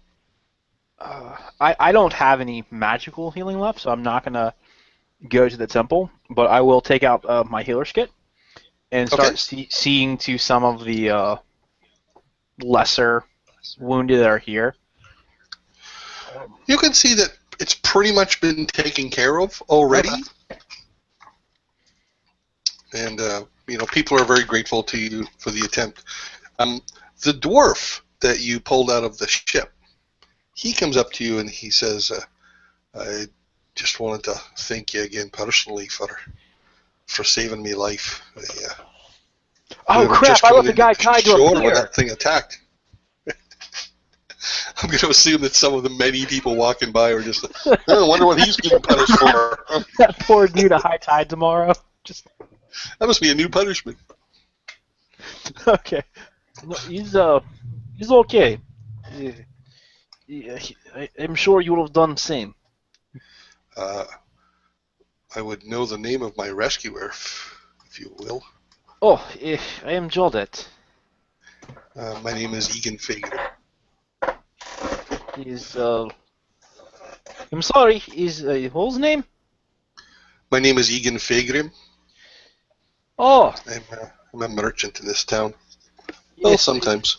You've heard. Yeah. There was a person I met. His name was... He had a name. It was... We will have to ask my friends, but he did have a name. And he was sent to town to warn you of something. And now I wonder if he's not sent to town to warn you about those things. Because you were on ship just arriving today, yes? And on your arrival was attacked by elementals. Well, but not just me. I mean, attacked the whole town. Well, yes, because if it is just you, a lot of elementals, one person is suspicious. I mean, how do you say it's because of me that this happened? No. It's because someone somewhere is a bad person, is why it happened. It happened here because you are here, but not your fault. Come with me, if please. There's answers you must have and questions we must ask. Well, perhaps we can talk over a drink. We've both been through an ordeal. Yes, this is fine. You prefer 3 or is the pit? The 3. Yes, we'll. Not in the mood for the pit. I must collect my friends, and we'll meet you at 3. Yes. Well, thank you again. And he goes off. All right. I'd go and find the first one of. Well, actually, Belmera's with me, isn't she? Yeah, I was gonna say all you guys are pretty much right there at the park. Okay, well then. Somewhat dispersing slowly. Jasper's still talking to them. And... I'll grab Torun and Grim, and he's Figrim. This is a dwarf. This person, that other person that has a name, was warning us. Him. Sai. What's his name? Victim. Yeah. Sai Victim. Victim, yeah. But the victim guy. He was saying have a drink at 3 and discuss this all, because it would make sense if he was sent warning that elementals is attacking against him, yes? Well, first, what do we go do with the elf? Take him to the 3 also? Well, we're gonna drag around. Well, actually, now that you mentioned it, elves are pretty rare around here. Maybe we could charge like a couple of copper to have a look at him. Maybe we should like get him a room at the tree and kind of until he recovers. We don't need to pay for rooms at 3 for ourselves. Like, what are we, a charity? Look, we did our job. We got this. We pulled this fella out of the. But we will put it on the expenses tab, right? We tried to go to your temple. They slammed the door in our faces. You want to see if you can get him to open it again? He's lots of people. Yeah, but He stayed. Well, I mean, we could try to go to the other temple, to the. Hang on. The bear people. Berona, Drusilla's temple. What, the naked? No, he's like Lady Dwarf temple. Yeah, the dwarven mother of us all, not you all, but us. Like okay, us. That's all well and good, but I'm gonna hit home. Alright. I need to sleep this off. Are you still like really badly off? Yeah. All right. And in real life as well. So. So I was actually thinking I could go rest, and in real life I could drop off and go rest. You're not feeling well, Chief? Yeah. Okay. I know what it is. Okay. No problem. And maybe afterwards you might want to watch the tail end then, just for information's sake. I have a feeling next session I'm gonna be like, what? And you guys will have a tale to tell me. Yeah, well, as I said, watch the tail end maybe. Okay, no problem. We'll say you head back to your house and Alright. you're waterlogged. Let my weasel in and hang my hat up, would you? Yeah. When you get there, Lyric is having a party with Scoot. You know, they've got the liquor cabinet open. Alright. Thanks, guys. Yeah, take care, Thashif. Alright, take care. Get better.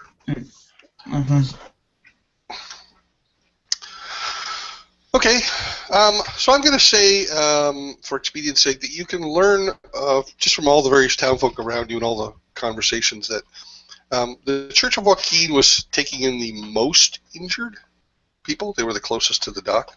Mm-hmm. Other townsfolk were also taking in some injured here and there. Ferris offers to take the elf back to her place, at least to give him a place to sleep for the night. But you're going to have to do something with him on the next day.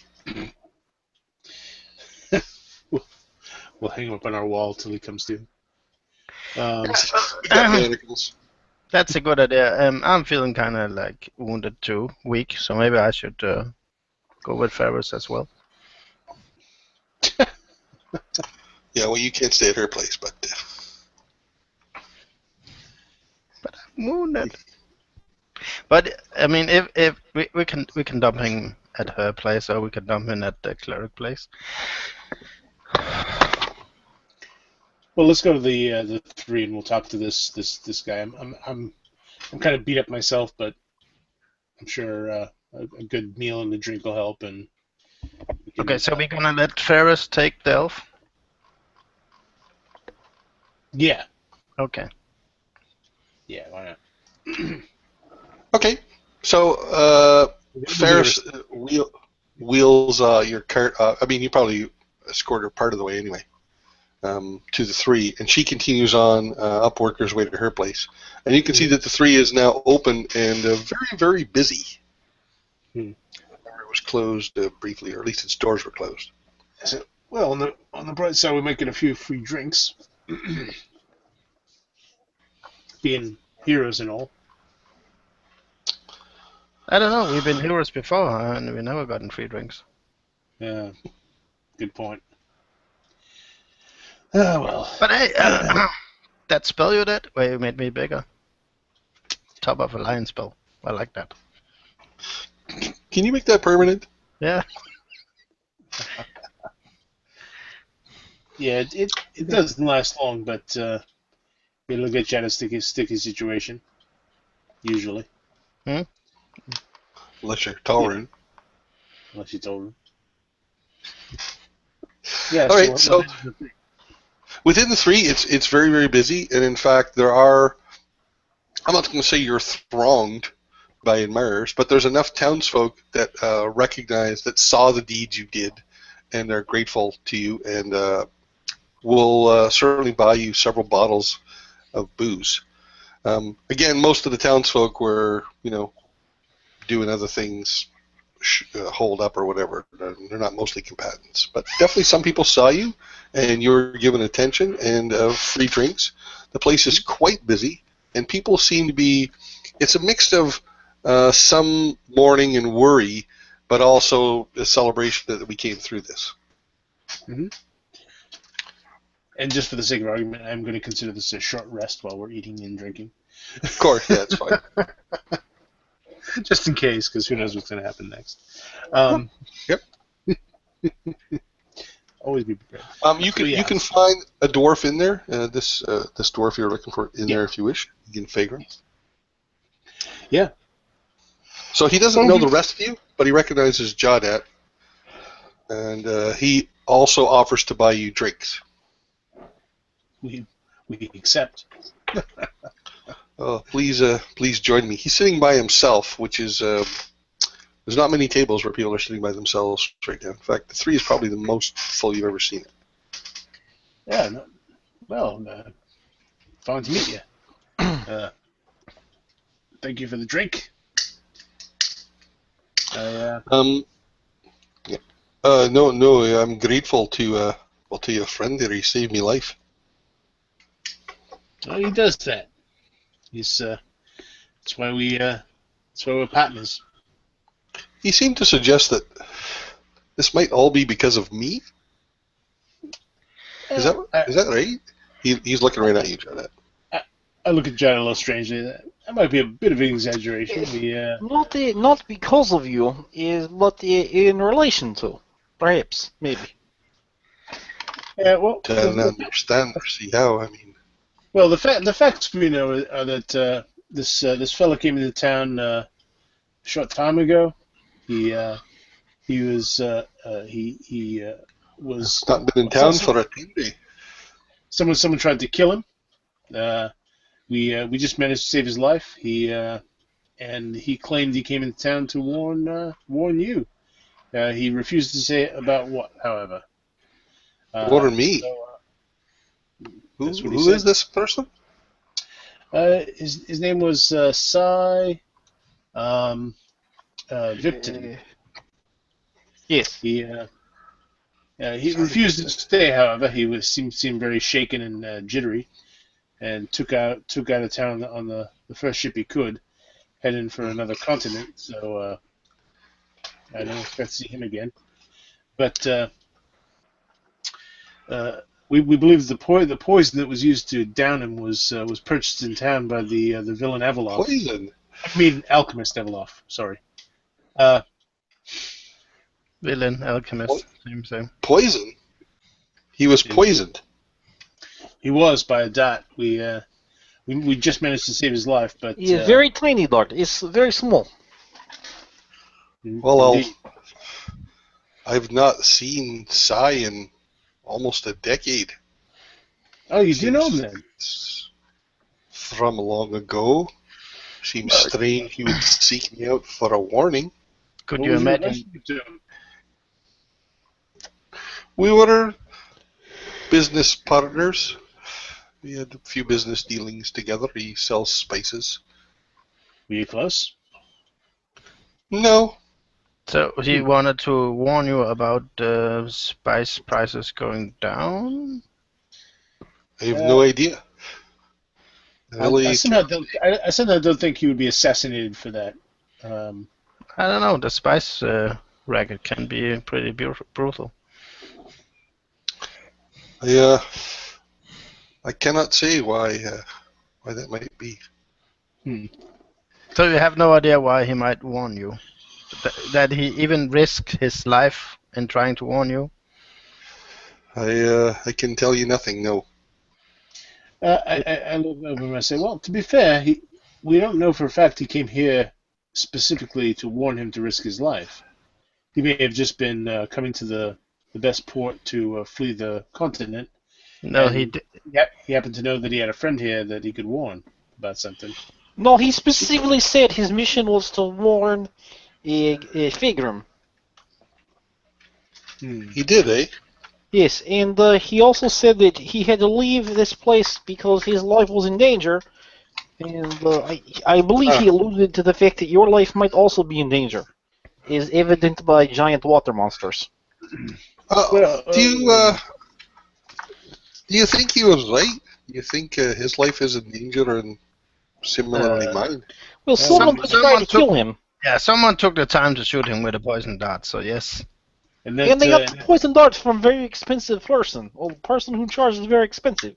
Indeed, that poison is not cheap, so it's not something you're going to spend to casually. Well, I'm grateful for your assistance. He stands up, he reaches into a pouch, and he pulls out 10 crowns. And he lays 10 crowns on the table, and he says, I think perhaps I better see to about moving to another place.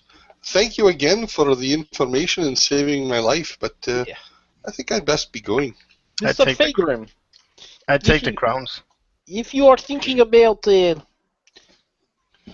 relocating in South, my father, he is merchant. I can give you note. Take to him, and he can set you up good place to live while you are establishing trade in South. What? South, you say? Far from Anrock? That is oddly specific. Yes, that I would indeed be grateful for such a name and perhaps a new place to set up and start a new life with a new name. I have house in South. Yeah, my wife, she lives there with her boyfriend. And, you have a wife? Donner looks at you with big eyes. And she has a boyfriend? Is complicated. He's less like boyfriend, more like other husband, mostly. And not legally, but emotionally, is there. Yes, but her, you can stay there. I give you here. And I'll take a piece of parchment out and write some information down on it and pass it, my father's name and, directions and. I lean over to Grimmer and kind of whisper to him, I thought he was sweet and tolerant. I just kind of shrug. Tower reminds me of his wife. not far off. So yeah, I'll give him that information. Egan says, thank you kindly. I'll most definitely, absolutely be taking up on this very offer. And, well, again, thank you to you all. I think I'd best be getting home and packing. And he quickly walks out. Did that seem strange? Yes. Yeah. I never heard of anyone who have a wife and a boyfriend.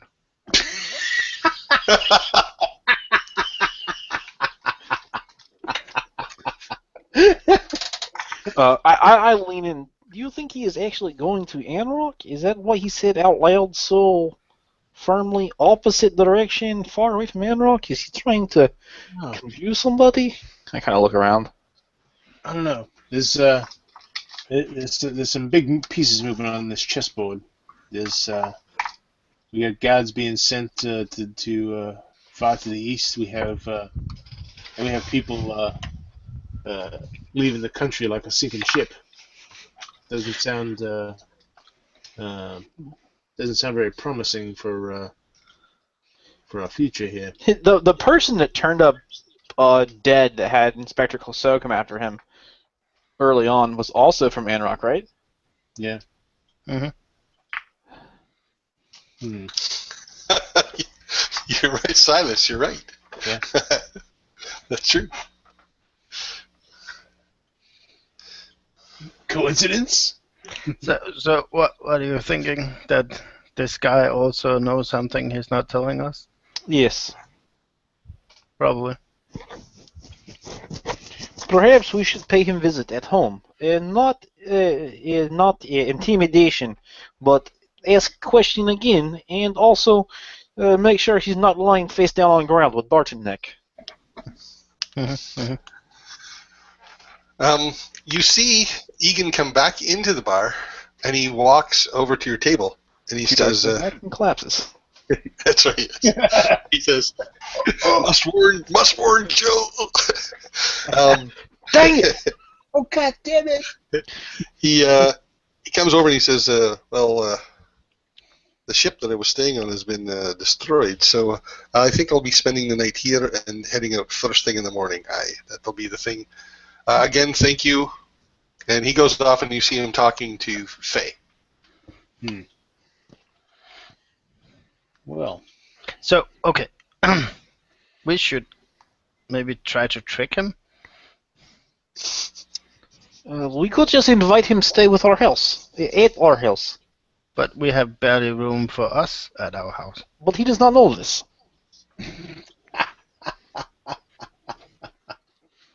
This gives him time, we can talk, we can give him drinks, we can become friends, and if anyone tries to kill him, well, we are already at house. Well, I understand that you are skilled and knowing stuff about water and sand, but I know dwarves, and dwarves they kind of require a more firm hand when trying to persuade them. Oh, I understand. And I'll excuse myself from the table and walk up towards Egan. I lean over to Bill Murray. He's getting a key from Faye. And as they're grabbing, I sort of put my hand so that I'm holding the key in between their exchange. Yeah, Mr. Fagan, is it possible that you stay with us tonight? This will serve two purposes. One is welcoming for us to have you as guest, especially for. And I kind of look over towards Belmera. Especially for Belmera. It's been a long time. She's been away from her kind. As you look over to us, and his eyes kind of track over there, we're both looking over at you, smiling. Again with the pimping. And he says, "Well." He says, "Well, I'm not interested in any amorous pursuits. However, no, just swapping. Make a persuasion check, please. Dwarven tales and ales. Tales and ales is. Hey, this is good name. This is a good name for establishment. Sounds like a brothel. Tales without an I, right? T-A-L-E-S. Right. This is a good place for good name for place. Tail and ale. 18. Oh. All right. I still wish to leave first thing in the morning. Perhaps it would be safer to stay amongst people who clearly know how to handle themselves in a fight. And, I look to Faye and I release the key, and then I still go ahead and give her like 5 silver because I just took her business and. So she lets you keep it, and then you see that she already had Egan's money. She says, "This will do, dearie." Wow. Yeah, just getting 5 feet close to Faye and you lose money. Right. So I'll grab a couple of the bottles that people have already paid for us. They've got like a little row up on the bar that are there for us if we want them. And I'll take like 3 of them and I'll tuck them under my arm, and then I'll throw my other arm around Egan. And I'm glad you decided to stay with us. We will make you as comfortable as possible. I'm not sure. Yes, well, perhaps you could still by not hugging me quite so close. I mean, I understand it in the water, but probably not necessarily on land. While he's gone up at the bar, Bamero will ask him again. So, how does that work again with a wife and a boyfriend? Well, there are many different family type structures. People. Is that an orc Uh, thing or human thing? I don't think it's specific, really. I think it's sort of a cultural thing, but I've seen that sort of thing before. I never considered that you had that option. Well, sure, why not? Well, I don't know. I mean, Dwarven society. Well, dwarves are kind of like, no, you can have one, and it has to be from this family. And no, you don't get to choose. Yeah, I kind of get that. Maybe we should. Hey, maybe that's not a bad idea. What? To have both. All right, now you're scaring me. Let's just go get this fella safe, and we'll get this conversation. So you thread your way out of the fairly crowded 3. Again, lots of pats on the backs, people offering you drinks, toasts, things like that. I'll accept all the bottles, and I will carry a couple too. Oh, I don't want this to sound like a dare, Belmare, but there's probably more there than you could drink. Probably. We have a cart outside. Challenge accepted. No, Ferris took our card. But she'll grab a couple of bottles of the good stuff and walk home with the others. Okay. Nobody buys you any good stuff. They buy you the medium stuff, but fair enough. Yeah. The gooder stuff. It's good to us. Too bad, really cheap anyway. You make it back to your house. Okay. Not that it needs to be played out, Rob, but because we're on that side of town, I'm gonna swing by Murgy real fast. They can head home. I'm gonna swing by Murgy, just make sure his wife's doing okay, and then head back too. Like literally, just say stop in. Hey, how is she? Good. Okay, great. Murgy thanks you profusely for your help. He witnessed it all, and he says anytime you need anything, he's going to give it to you at cost. Well, thank you. Bonus. His wife has a bump on her head, a nasty bump on her head, but he figures she'll be fine. On a meta level, I was all prepared to kill her off if he didn't help, by the way.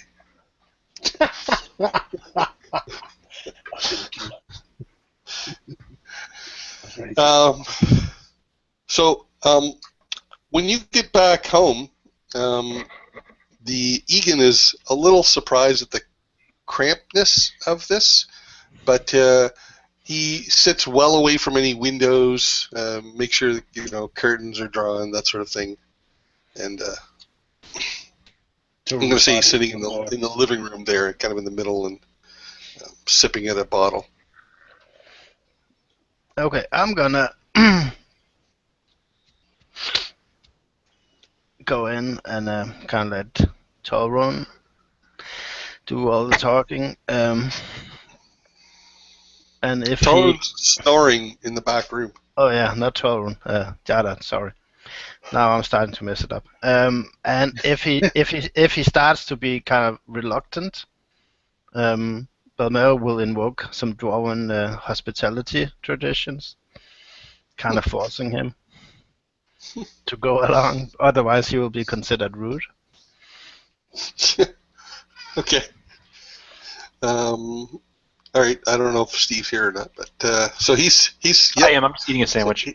So he's mostly focused on these two are still kind of strangers to him. They weren't really there when the rescue happened, but you were different. So, well, again, I appreciate what you did for me today, and you've offered to protect me tonight. But I think I'll take your and Sai's advice, and so I'll head south into the desert. That sounds good. That sounds good and far away. Yes. So what is this business with Ambrock? Is this place I've seen many people recently come from and not want to go back? Oh, Enoch was a fine town for me. I did business there for years. I just have not been in, well, many of them. I came to the West Coast. Enoch, it's a fine town. I've got nothing particularly against it. Just Cy Vipton, I mean, it's an old name from the past. I knew him only for a few years. So We did some business together. was it in Enrock that you and the Sai developed these enemies? I don't know we have enemies other than competitors. This is all very new and sudden to me. I've not been worried or fleeing for my life for many years. It's just something you tell me I have to be concerned with now. As I said, I've not seen Cy in over a decade. Were either you involved in any sort of odd business transactions that might stand out in your memory? We did considerable business back then, different transactions. We made a fair share of coin. Well, Surely if something happened back then, it surely would have come up by now. maybe this will, if you could look at these and tell us if anything seems off or if there's any names that you recall.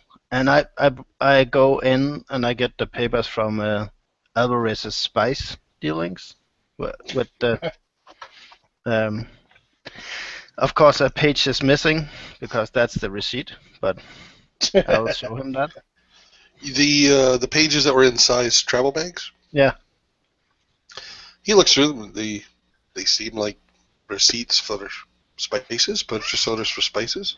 As I said, I've not crossed paths with this man for over a decade. Yeah, but you don't, I mean, maybe this name was kind of like, oh, you knew that guy and he was into some shady dealings or anything like that. There's no, I'm sorry, there's no information I can tell you that would, no, I'm sorry. Well, while Bemmer is talking to him, I'm focusing really on trying to, see if he's concealing anything. So, right, you can make. You're trying to focus on what? To see if he's trying to conceal anything. If he looks nervous about anything, line of questioning. I'll let you make me an insight check at disadvantage. I'm just watching, kind of interested, sort of thing.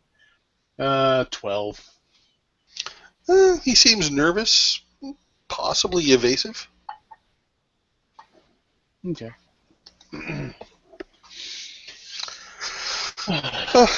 Yes, well, if there's nothing further, I am rather. Well, you've. Yeah, I mean that's okay, but I mean we're not done drinking, and fill up his glass. Yes, but I've got the long trip ahead of me tomorrow. Long journey to the desert, several days. And it's cold out in the morning, so you need some spirit to warm up your body, so you're ready. So, but you. I just shake my head and I say it's no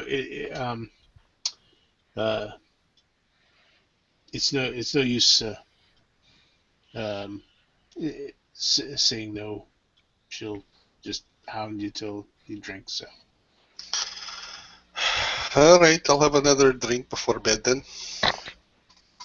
But you will agree, I mean, if someone goes out of their way to purchase a very expensive poison, I mean, you can, if you want to kill someone, I mean, a crossbow bolt will do the same thing.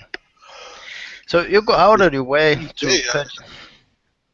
to purchase this poison because you wanted to look like this guy didn't die from murder.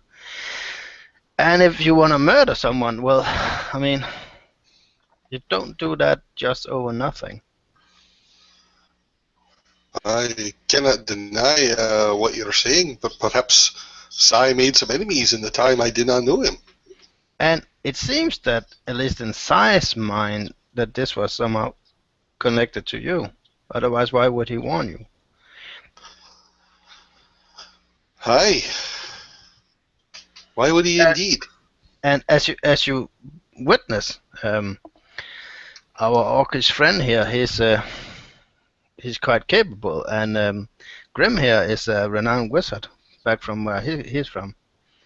So we are fully capable of helping people in distress, such as you might find yourself, be it unknowing or knowingly. But we can help. But to help, Oh. we need to know the dangers, and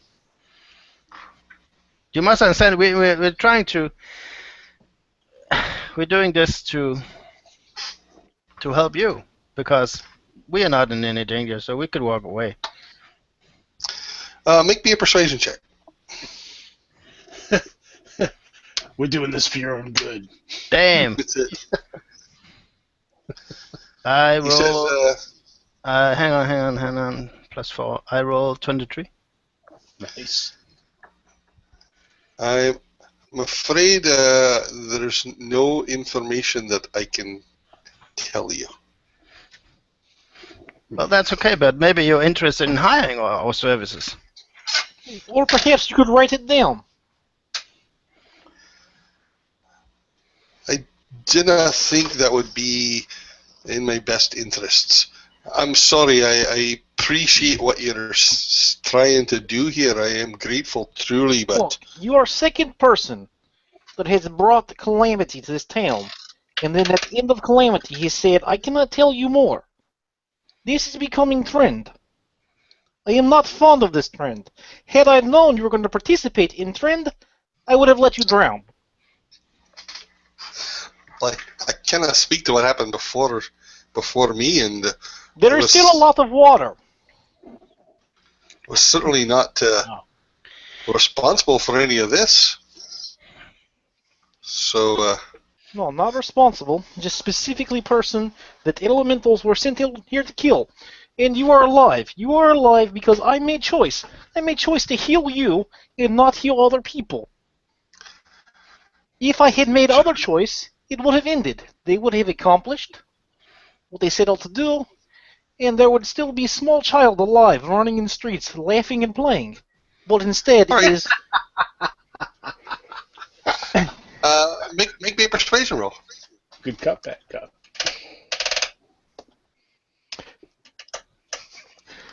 Alright, I don't know how to show you this. It's a natural 20. Okay. So he says to you, I won't show. there is no information I can tell you which would not make my situation worse. I'm sorry. I'm grateful for what you're doing. But Well, while he's saying that, Bernard will get up and slam her fist down in the table and get really close to him. Listen, you fool! We're trying to help you. The only way you can help yourself is telling us, and we will help you. We are capable. We can do this. We have done it before, and we most likely will do it again. So don't be a... And she will switch to Dwarven and go say in Dwarvish, "Stop and fool," and she will Alright. sit down. so he says to you, I truly believe you want to help, but you'll have to accept what I say, that even if I were to accept your help, explaining all this would not make my situation better, but possibly worse. Well, I'm would it sorry, make I our wish I could situation- tell you more. Would it make our situation better? No, you're better off. You're better off. Well, without me around. He looks down at the floor. I want you all to make me insight checks, please. You know, we need kind of like a safe word, like lemon or something. If people say lemon in our party, that means Bernard can beat people up. You need a non-safety word. Most people want a safety word. You want a Yeah. non-safety word. Yeah, Unsafe word. that's an unsafe word, yeah.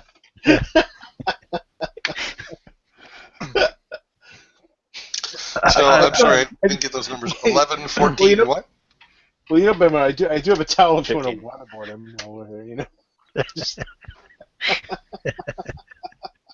I have a 12. All right. So, you get the sense that he's like nervous, shaking. I cannot tell you. It cannot make my situation better. I'm sorry. It's not you. You're probably safer if I'm not here. You've been helpful, and I should go. I may be endangering you just by being here. I'm gonna sit there and now we spent some time with that Psy fella, and what I'm gonna do is as I sort of look at him and say, you say that you'll be in more danger and it won't help, but honestly, evil only exists when it thrives in the dark. When it's brought into the light, it withers.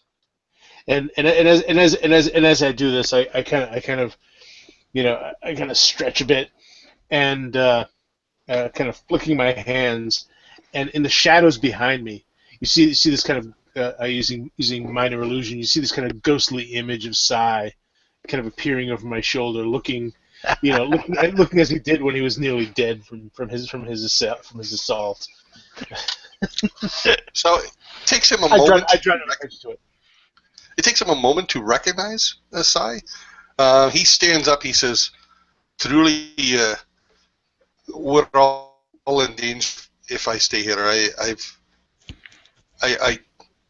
I'm grateful to what you've done for me. I've best go." And he heads for the door. Bamel will look at Grim. Kind of like asking without words, "Can I hit him now?" Grim just looks at her. Lemon.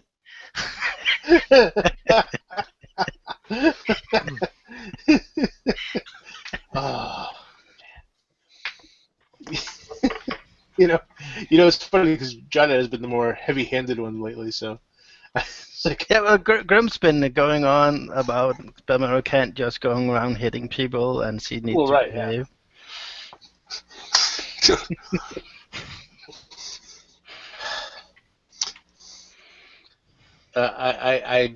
I just kind of shake my head. At the door, he says, "I hope someday you'll understand why I did this, but I'm not the kind of man you think I am." Well, all we can tell you is if you leave here, and words that you have could have saved people's lives or saved this town, and you didn't, we will find you. 'Tis not like that. I hope not for your sake. I'm sorry. He goes out the door. Clearly not sorry enough. Damn it. All right, so you can hear Talrun still snoring. There are several bottles of booze on the table, unopened. We open it. So you want to go down to the desert and what, follow him? I don't know, but it sounds like a swell place. You say we It's should like a double husband thing. you say we should flee the north and just head for warmer climates and leave all this nonsense behind us. I must say it is sounding rather appealing. What do you say, Joe? Yeah, and I kind of want to meet the wife/boyfriend. You get a little obsessed about that. He's not my That's not boyfriend. Yeah, we don't judge. Look, what do you He's her lover, not mine. It's okay. Grim taught me that love comes in many shapes and forms.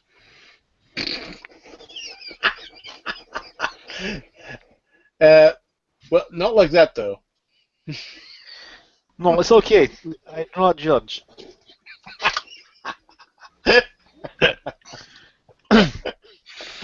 So You hear a faint sound at the door, like something being dragged across it. Oh, for fuck's sake. I go open it and pick up Egan Fagram's body. No, but you do see Scoot standing there, dragging a paw against the door. And as soon as you open the door, it starts licking your hand. I think because he's dragging a body behind him. That's it, yeah. There's a body attached to the leash. So, it's just Scoot. It starts licking your hand, and it knows the pocket that you keep the carrots in, and it starts like trying to get its nose in that pouch. You know, if this were a horror movie, it'd be like we'd all be tense when we hear the noise at the door. You get up and you go open. It's just Scoot. It's like, oh, and then you gotta bring him in, and then the monster attacks. Ah! All right. Well, I'm gonna walk Scoot back outside, and I'll give Scoot and the other animals some carrots and feed, and I'll re-secure Scoot, and Yep. I'm gonna walk the perimeter of our plot of land. Not that I'm looking for anything, but I'm sort of mapping out where I'm gonna get this fence put up, so that maybe this crap will stop happening. All right, so make me a perception check. And Bill and I are gonna start drinking. Perception. It's intelligence. 14. All right, you notice that there are lots and lots of paw prints of Scoot and far less of any of the other animals, as if Scoot's been like walking all over the area. And then there was light. Did you say paw prints? Hoof prints, sorry. All right. Well, I mean, does that really strike me as odd?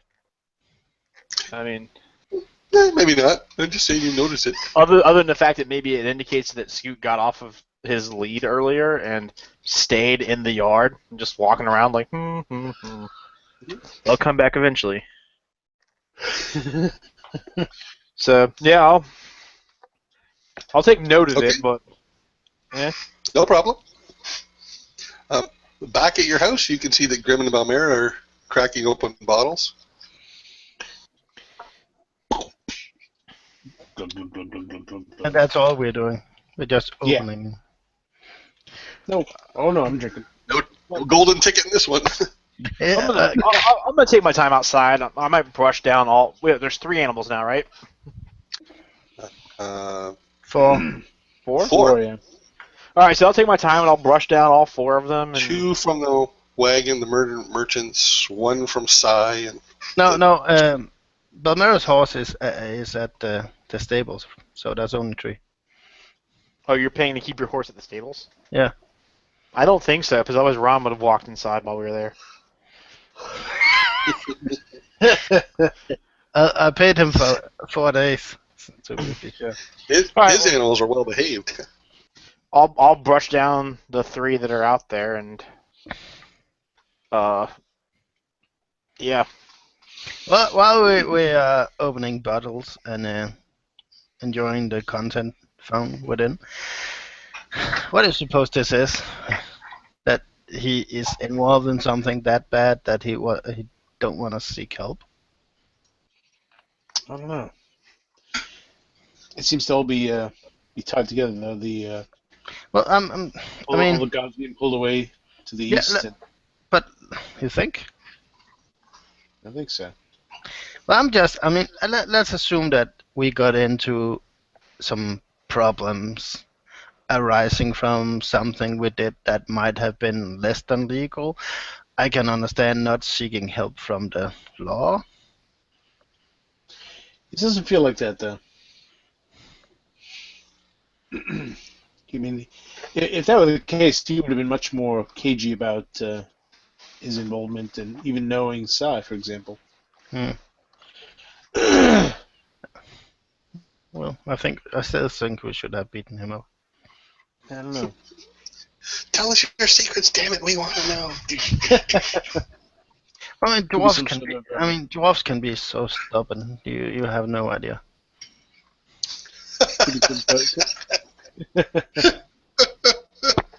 Right, Balmera, okay. I don't know. Maybe it's some kind of strange feud between a merchants, an older merchants guild and thieves guild. I don't know. Maybe we could set a trap. Like disguise us, one of us as Fagrim. Oh, I could manage that. I could probably change myself to look like a fair facsimile of him. But I mean, he didn't even seem concerned at this point. And even telling him about Sai didn't seem to panic him too much. I mean, yeah, he's leaving town, but he's not like he doesn't seem freaked out like you expect. Yeah, but I mean, leaving town. I mean, if you leave town on a ship, I can understand that. But I'm guessing no ship will be leaving town for the next couple of days. So he has to go on foot or by horse. And once you're outside the town, I mean, there's no security on the road. So that's where you're a prime target. That's true enough. Yeah, it doesn't make any sense.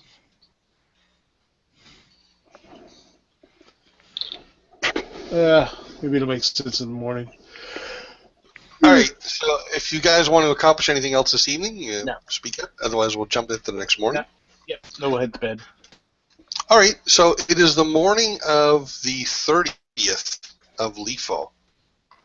Talrun is staying in bed. He's still exhausted from the battle yesterday, and so he's going to spend the day basically resting. The rest of you, who wakes up first? Probably me. All right. So you are the only one awake when there is a sharp knock on the door. Is it the familiar sharp knock of a gauntleted fist from a town guard? Nope. Oh, crap. All right. Well, I walk towards the door, and then there's this moment of, oh man, what if they know we're involved? So I grab one of the empty liquor bottles off the table, and just sort of like hold it as I open the door with my left hand. Yeah. Okay. Markel is standing there with Ham, and he says, Oh, he looks at you, he looks at the bottle briefly, and he says, may we come in and talk? We just got yes, back. yeah, please. The others are not awake yet. Well, I'm probably awake at this point because I sleep out in the main room. So as soon as you start, It's fine by me. so as soon as the door knocks, you start moving around like, who is it? So they both come in, Markel and Tam, and you can see that they are somewhat disheveled, like as if they've been traveling for a while on the road a while, that sort of thing. Why is that not showing up? Let's save this name. Anyway, so they're both sitting there, and they say, "What word of Firel did you were you able to find him?" Yes, we found him. Well, we found Elf. Emaciated, starved, comatose, not well, handcuffed to bed. We found Elf. We assume is Elf you lost. Tam immediately stands to her feet. Where is he now? In a barn? No. He's with the lady. Yeah. I look at Grim. Yeah, he's with the Ferris. Yes, with Ferris. Mm-hmm. I barely know the lady. Do you think it might be too early to go visit? Well, to be fair, we had tried to bring him to the temple, but I'm sure if you haven't heard of recent events, the harbor was just attacked by 3 large elementals, and so they were a bit busy. I see. Well, we're going to go check on our friend and come back. You're welcome to come with us. I don't know this Ferris person. I hope she doesn't mind our visiting early. Yeah, sure, we'll go and we'll make introductions. I get up and yawn. I look at one of the bottles on the table and I shake it dispiritedly and put it back down. Alright, let's go. So they just go to confirm the elf is still unconscious, but they do confirm for you that it is indeed viral. Ferris is already awake, and she's perfectly happy to let you see him. Markel and Tam say to her that they'll leave him there for the moment, but they'll be back shortly to take him to well, somewhere more conducive. On the way there, by the way, go ahead. I was going to say on the way there we do explain the circumstances under which which he was recovered. We explained about the place we found him and what we found there, et cetera, et cetera. He back at your guys' place. Tam looks at you and he says, "I think it's time you met our patron. Do we be in town today? Do you have any plans for the day?" Yeah, no, we should be in town, I think. Sure. I'm going to... when and where? Well, we rode all night to get back to Crossmeet. We need to get some rest, and then we'll speak to our patron, and we'll come see you perhaps this afternoon. Sounds right. We'll meet here then. Excellent. Thank you, and of course, there'll be, you'll be paid more than just the basic common sense you were given, but we'll discuss that with you this afternoon. Very good. Tam says, "I'm truly grateful you recovered our friend. He's quite dear to us." And she makes a point of shaking all your hands. Well, the ones who are here. The ones who are here, yes. Yeah. During the next several hours, the town seems to wake up and start going about its business, but there's a reconstruction going on at the docks. There's a lot of ships being fixed. There's still a very concerned talk in the town about the attack yesterday and what it means. Jasper is offering to speak to anyone who wants to come see him at his office and discuss the situation with him. Is there anything you guys want to do over the next several hours? No, I get up. I heat some water in the fireplace. I clean myself up. I shave. Basically kind of make myself presentable since we're going to be receiving guests. And I'll also take some time to go around and both physically and magically sort of clean the place and make it a bit more presentable at least. Okay. Yeah, you've got quite a collection of empty bottles by now. Yeah. We'll dump those in the root cellar for now. Just like.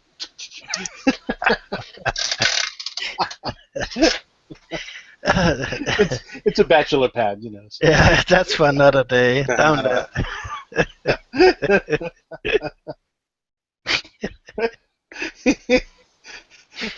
So, a month later, we're trying to push the hatch closed with all the bottles in it. It's closed.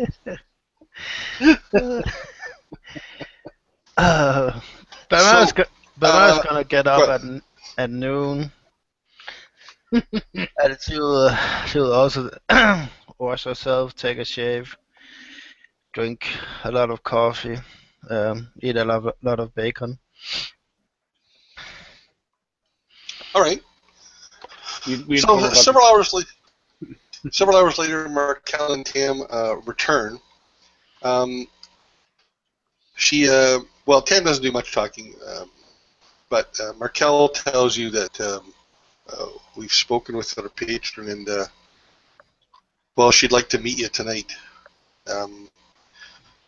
Perhaps you should wear your best clothing, whatever you have, and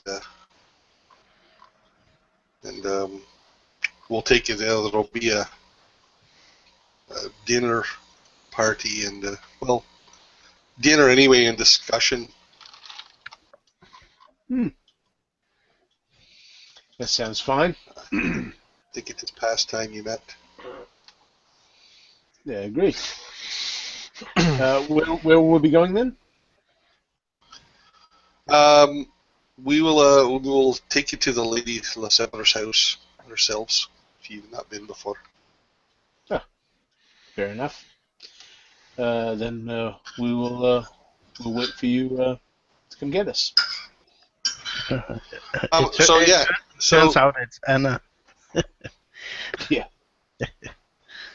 Well, this is a she. I was kind of afraid it would be Eveloff. fuck.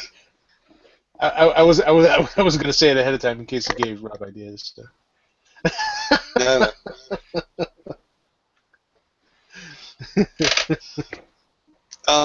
So do you guys change into your best clothing and stuff like that? Like, do you? Well, I only have really one.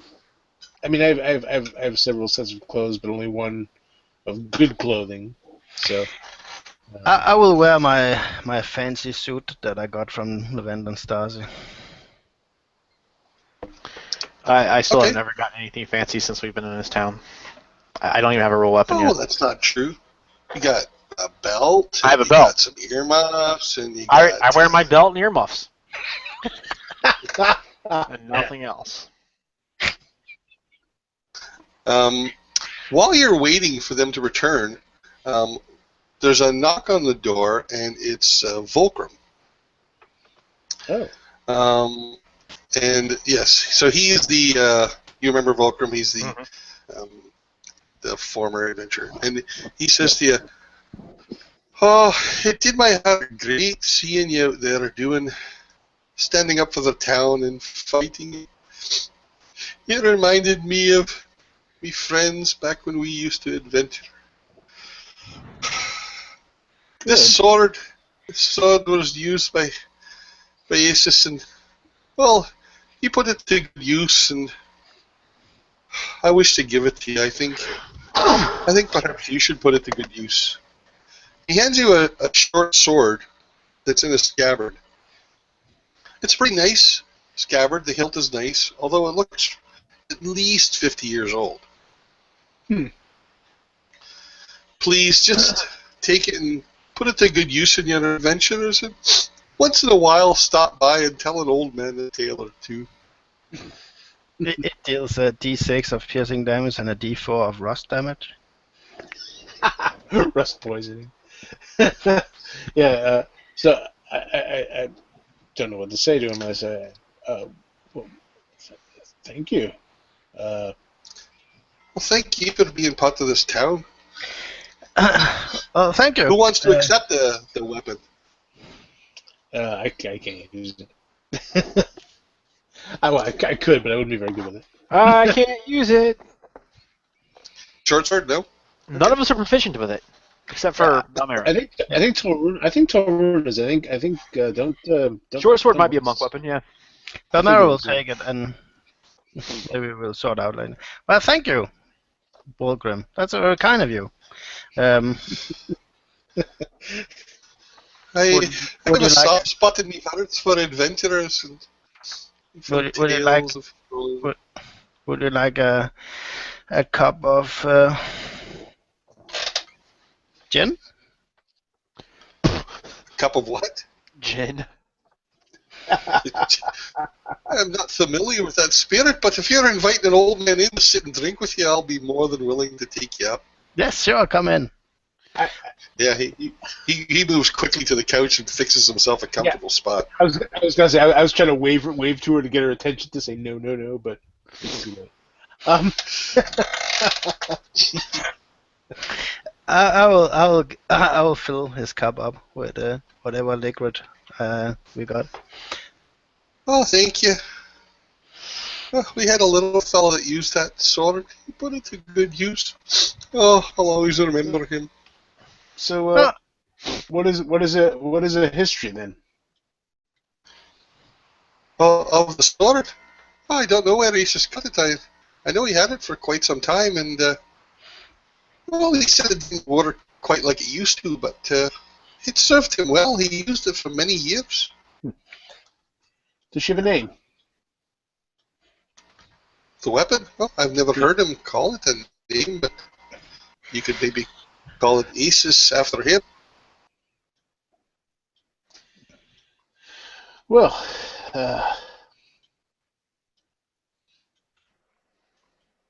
we all sit there in an awkward silence now. But Mero, Do you want to draw the? Do you want to look at the blade? It's as I said, it's still the sheet. yeah. She'll draw it from the sheet.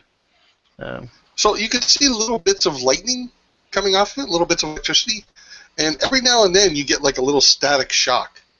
Cool. It's not quite what it was, but as you can see, the magic still functions. I was hoping to get 200 crowns for that, and now I'm going to give it away for free. Oh, Well, don't worry. don't waste my money. Put it to good use, lad. A good weapon is best in the hands of a good adventurer, and I'm sure we'll find a use for this. So, and when we'll come back and share the stories with you. And she kind of filled his cup up again. Yeah, and he's sipping at it. There's a knock on the door again. Oh, are you expecting more company? Perhaps we can have a small party. We are always expecting more company. And don't know, we'll get up and open the door. Mark Elliser, he says, oh, I didn't realize you had someone here. Are you ready to go? It's just an old friend who stopped by. Indeed. We're sorry, Volgrim. We have an appointment we need to get to. I'm sure you understand. Oh, indeed I do. No one ever has time to chat and talk, but perhaps she can come by another time and Sure. we'll share some tales. Sure, and He fills his cup again before he goes. yeah, take and I put a cork in the bottle. Yeah, take the rest of the bottle with you home. He does so. All right, Well, so enjoy it. Have a good time now, and don't worry about old Volcrum. I'll be fine. You don't worry about me. Have a good time tonight, and yep, enjoy your fancy dinner there. Yep, we've stopped worrying. I'll just be dining alone at my place by myself. He's completely underrated. The reality is that he's a level 12 fighter. You're right. Good luck. So we close the door and lock behind us. So he eventually leaves. Markel and Tam take you down Catal's approach to Noble's Row, and you turn left. You pass the Snee Manor, and eventually you wind up at a fairly large manor that is surrounded by not a gate but a fence. It's only about a 3-foot high fence, and the gate is not locked. You can just lean over and it's just a latch and unlatch it, and then they lead you up to the house. Markel and Tam are dressed a little bit nicer than usual, but you get the sense that they're so, I don't know, the outdoorsy type that no amount of dress could ever kind of take that out of them completely. Mm-hmm.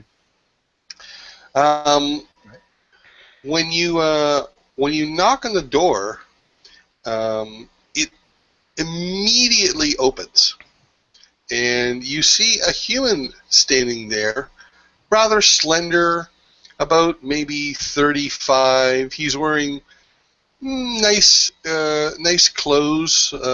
Perhaps you might recognize him as a servant's clothes. And his eyes go wide, and he says, come in. Please come in. The lady's expecting you. I will be with you shortly. I take out my hat and I hand it to him. So yeah, you're in actually a foyer. You can see doors off to your right and to your left. Ahead of you, across a large foyer, there's a hallway going to the left and right. There's a set of heavy wooden double doors in front of you, and before that, there's a stairway going up and to the right. The whole place is done up it's very, very nicely furnished. It's dark, stained woods, tasteful rugs, a few portraits here and there. Nothing particularly ostentatious, though. Mm-hmm. The servant who introduces himself, I am Bade. I will get the lady for you. Markel says to you, We have brought Firel here. He rests in that room. The lady has a personal physician. She's going to come over and keep watch on him until he recovers. Again, I am grateful to you for your efforts in rescuing Firel.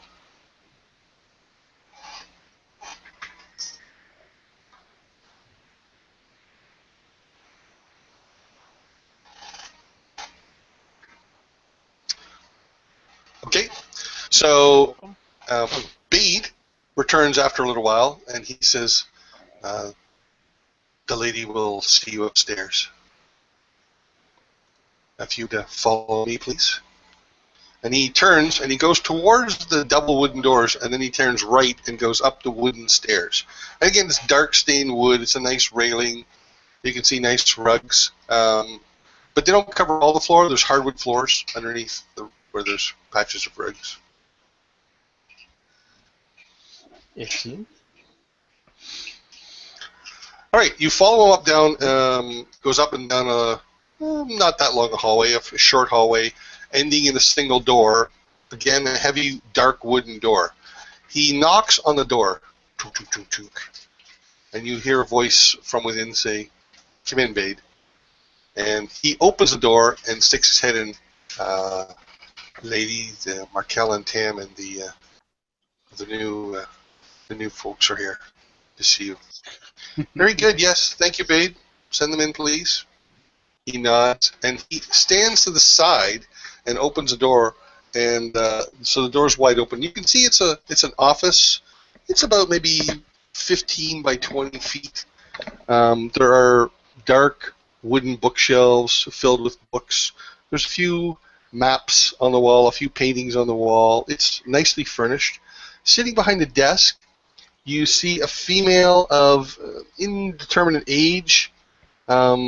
She has fair skin. You see a hint of dark hair under her hood, but other than that, you can't make out many details. And she asks you to, you're beckoned inside, as it would.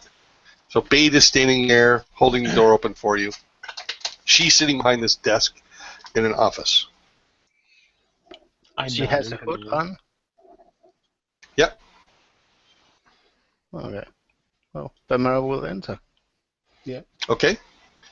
All right. So you guys are entered. There's she gestures for you. There's very nice heavy wooden chairs there.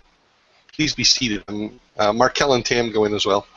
I'm glad we could finally meet. I'm sure you have many questions for me. I will Yes, we do. probably not be able to provide all the answers you wish, but I can provide some. But before we get to that, I want to make sure that you're properly recompensed for what you did for me and, well, for Firel. He's important to us. Before you leave, please see Bade, and he will make sure that you are well paid for your work. We appreciate that. Again, I hope you can appreciate my position. I won't be able to answer all of your questions, but I hope to answer some of them. Markel and Tam have filled me in on some of the work you've been doing. Perhaps you could tell me about, well, where you found Firel and how you found him. Well, I look at my companions to see if they want to pick up the story. Okay. so I will. So I say, well, the door is closed. Bade is not there. The five of you plus her. After investigating his house, we found a map that led us to well, as far as we could tell, was an abandoned school of witchcraft and wizardry up in the hills to the north. It is clear you have her utter attention. The the hallway had been flooded. We're not sure. We're not 100% sure if it was a natural event or if it had been done on purpose. But we this the school itself had been abandoned for some time. It seemed books had been removed. There was a dormitory of sorts where people would be allowed to where people would sleep, and this is where we found um, uh, Farrell. He was basically stripped down, chained to a bed, and Chained. stabbed within an inch of his life. Well, that's one of the more puzzling aspects of this. Certainly, there were ample opportunities for one to be wounded and left for dead in here, but someone clearly went out of their way to secure him. And thus far, I'm presuming he didn't do it to himself. We also found an observatory that, and it's through there that we found our way out. There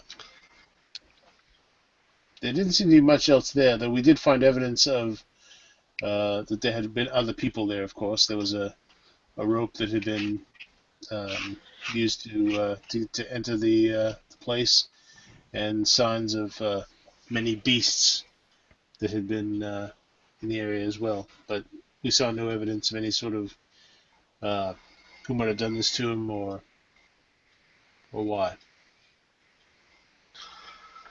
She nods. She takes in all you say.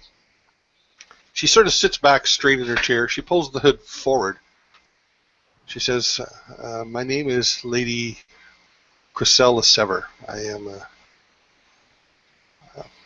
a businesswoman in this town. I've been in this town for more than 2 decades. I own one of the warehouses. I'm business partners with the training school.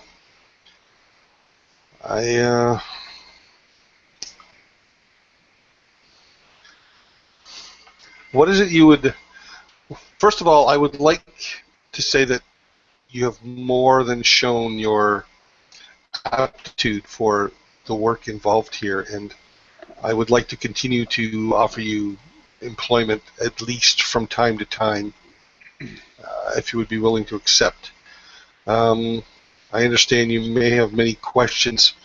I want you to ask them, but first tell me, how are you able to find this place at all? Well, as I say, Farrell had a map hidden in his home. When investigating a missing person, we found it best to search his house, his residence. We acquired permission from the local authorities, and through investigation, we found a map. We left the map there, but we made a copy. I'm not sure which one of us still has it. Probably Did I Grim. have it or jot it? Probably Grim. Okay, so I'll reach into my pouch and I'll take out the map and I'll hand it over to her. She said, "This is Elven writing." Huh, very clever, Indeed. Firel. We managed to translate it enough to for our purposes. Do any of you speak Elven? Not yet, but we found someone who knew enough to get us what we needed to know. But we use this to we assume that he might have gone to investigate this area here, and I point to the area on the map. It was fairly well hidden, but by a rather potent illusory spell that was permanent on the covering the entrance. So not a small feat of magic, as you likely know. When Firel awakens, I will be eager to find out how his research led him to this place. I'd be more interested to find out who secured him there. Surely, if someone secured him, they could have killed him. It seems odd. Yes. To just, I suspect they wanted to question him, and I wouldn't put it past them to intend for Firel to die slowly. So you suspect someone specific then? Well, I don't know the person. I suppose I must tell you some information. I have been on a personal project. Aside from all my business ventures and dealings, I have been on a personal project to find, well, a treasure of sorts. Not the sort of treasure that holds gold and gems and other valuable wealth, but a treasure that holds knowledge, perhaps lost knowledge. I'm not the only one who seeks this treasure.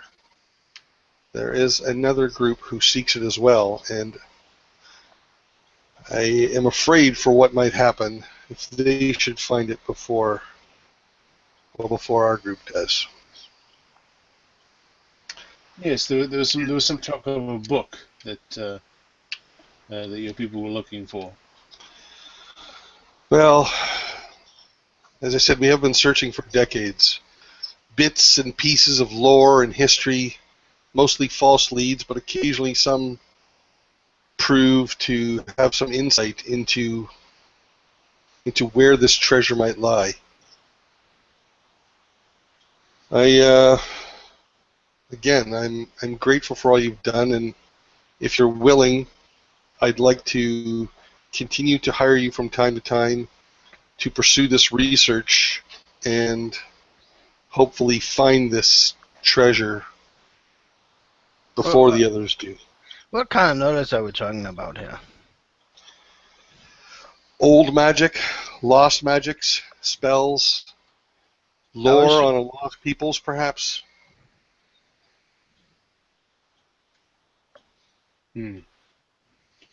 Oh well, we're certainly interested. We that is our that we intend that to be our stock in trade is adventuring. Tell me, does this relationship allow us to also call upon your organization should we need it as well? For obviously we may be doing other things as well, and occasionally need assistance.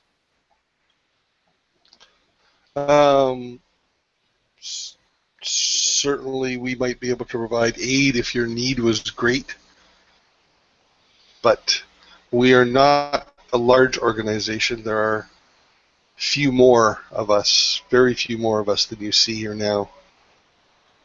Oh, I understand. I'm simply trying to trace out the boundaries of our relationship, so that we know where we stand and so forth.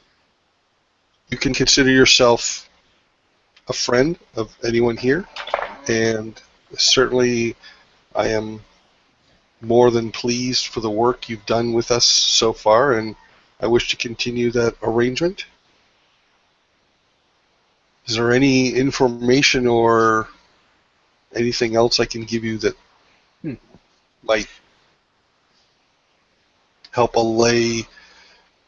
I wish you to feel confident about what you're doing here. I don't wish you to feel that you're being manipulated or tricked. There's far too much of that in the world.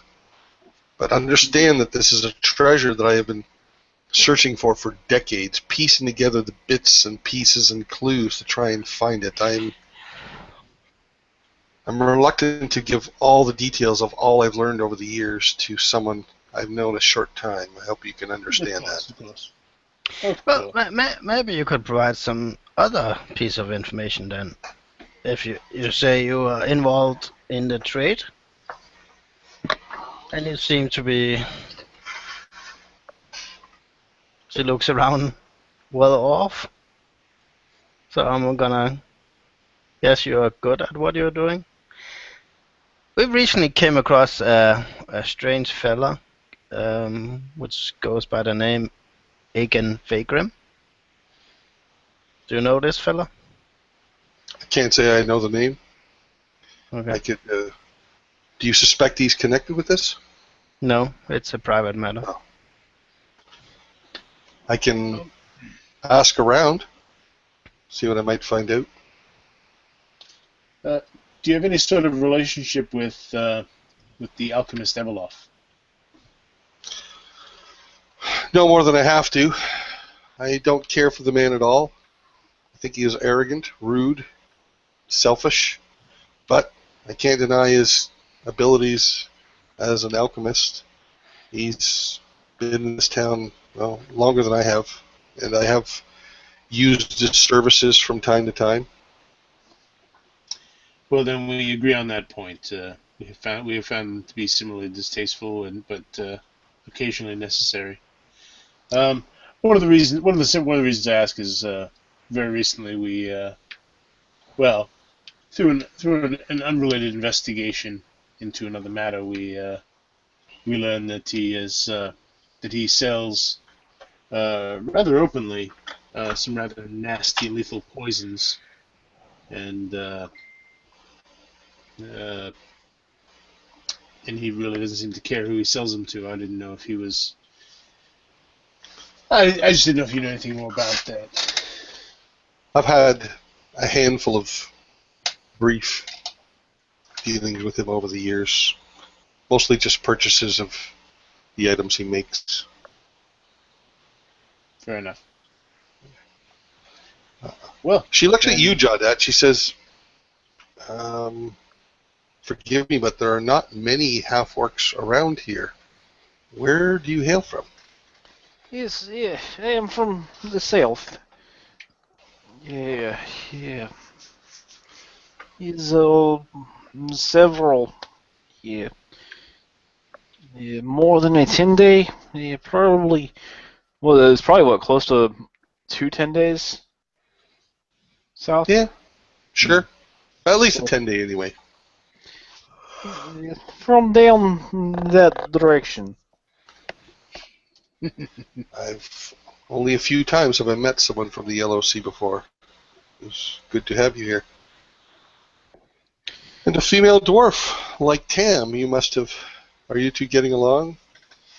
Tam gives you a sideways glance, Belmare. Yes, wonderfully. Our She dwarf does smiled. not get along with anyone. She smiles her best stiff smile. Then I'm afraid I can't join you for supper tonight. I have too much paperwork to do, but please feel free to avail yourselves downstairs. Bade, among his other talents, is an excellent cook. And make sure he will see that you are compensated for the work you have done thus far, and you can expect more job offers from me in the future. well, thank you. When you hear anything about Agrim, could you let us know? You know where we live. I can make inquiries. Markel and Tam can come by if. Generally, I will contact you through them. That's fine. Just in the interest of building a level of trust between us, it involves a man who was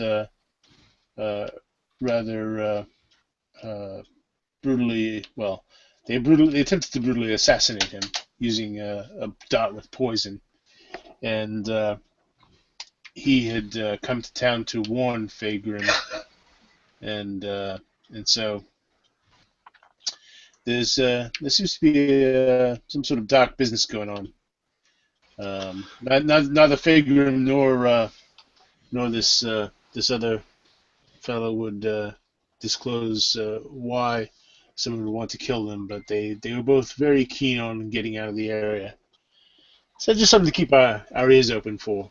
It may change the winds of things in town. Well, as I said, I don't know the man, but I will keep that in mind. it might be a few days before we get a chance to speak again. Is there anything else you wish to ask me? The place where we found your elf friend, it was old, very old. Was place of magical learning, studying for stars. What was its original, and why was it purposely flooded and abandoned? I truly don't know. It There is seems to be more certainly not another knowing piece than of the knowing. puzzle. It's certainly another piece of the puzzle. I can say that what you found there does seem to be related to what I am searching for, but it is not the treasure I seek. It is certainly connected. Is it also possible that And I kind of look from her to Grim and Belmera because this really did just occur to me. is it possible that the persons of this place, I don't know what we should call it, the observatory, is it possible that they are connected to the assault by water elementals today? Inside of this observatory was a small air elemental, and is a specific type of magic that is required to obtain. No, that's not the right word. Is summon, conjure, obtain elemental. Is specific type of magic, and it was small air elemental in this place. It was still there, which is a powerful magic, I believe. And today, shortly after making discovery, there is elementals in the water. Well, I can't say for certain, but I must say I quite doubt they are related. The treasure I seek is old, centuries old. But what? I don't understand how come everything. Yes, never mind. If you continue to only look at things from point of view of, is it directly related to treasure you're seeking, I think you are blinding one eye. I thought that was the question you were asking.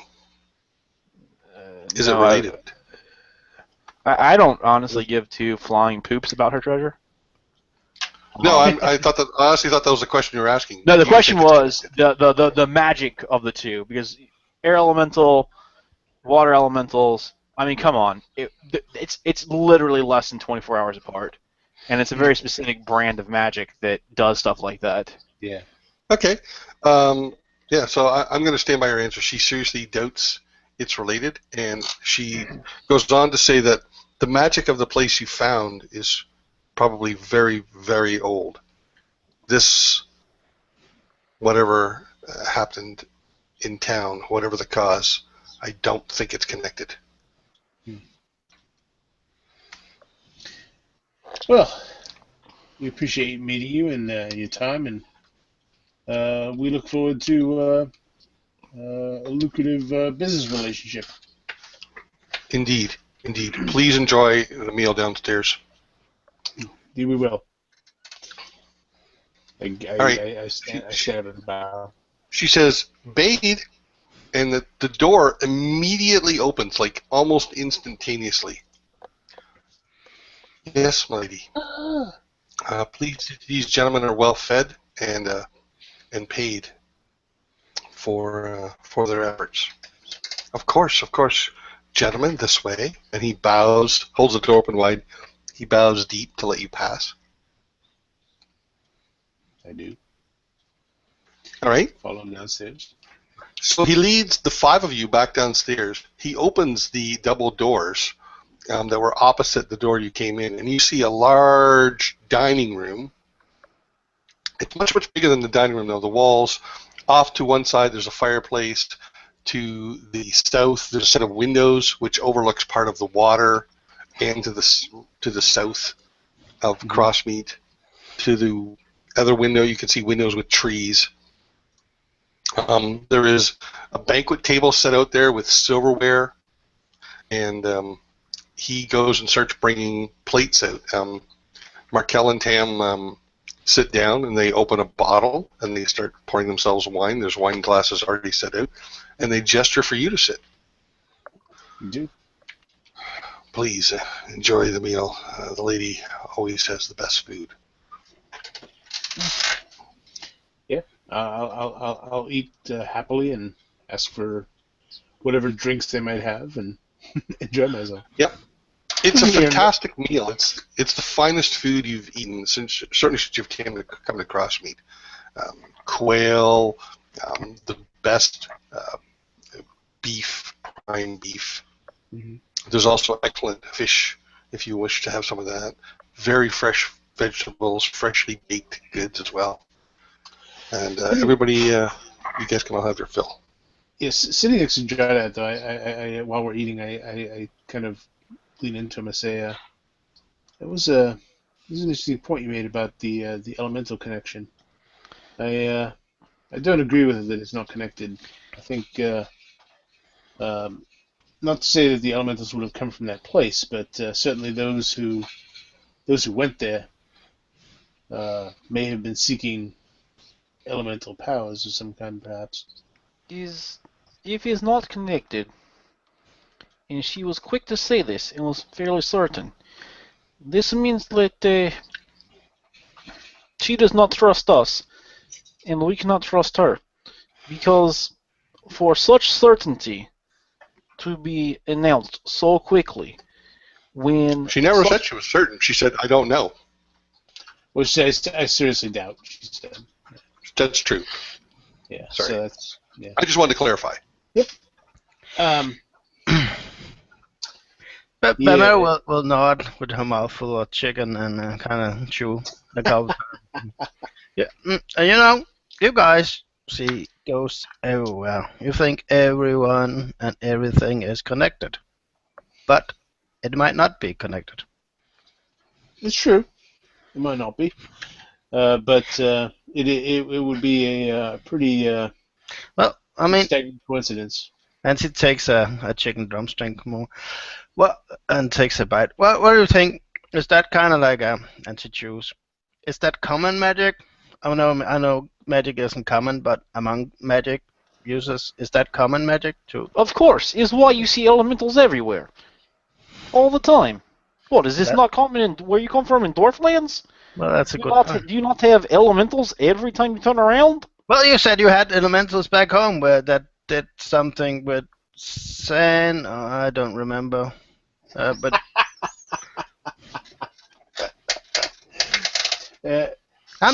because you know, I'm new at this magic, so I haven't studied it like Grim have. I'm more like a natural talent, quite skilled natural talent, of course, but I haven't studied it, so I don't know all the boring theory about it.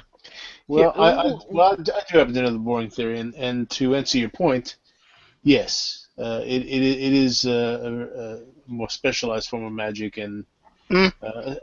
particularly ones that size. Okay, well, in that case, and she It's a fairly large whack of power to put into it.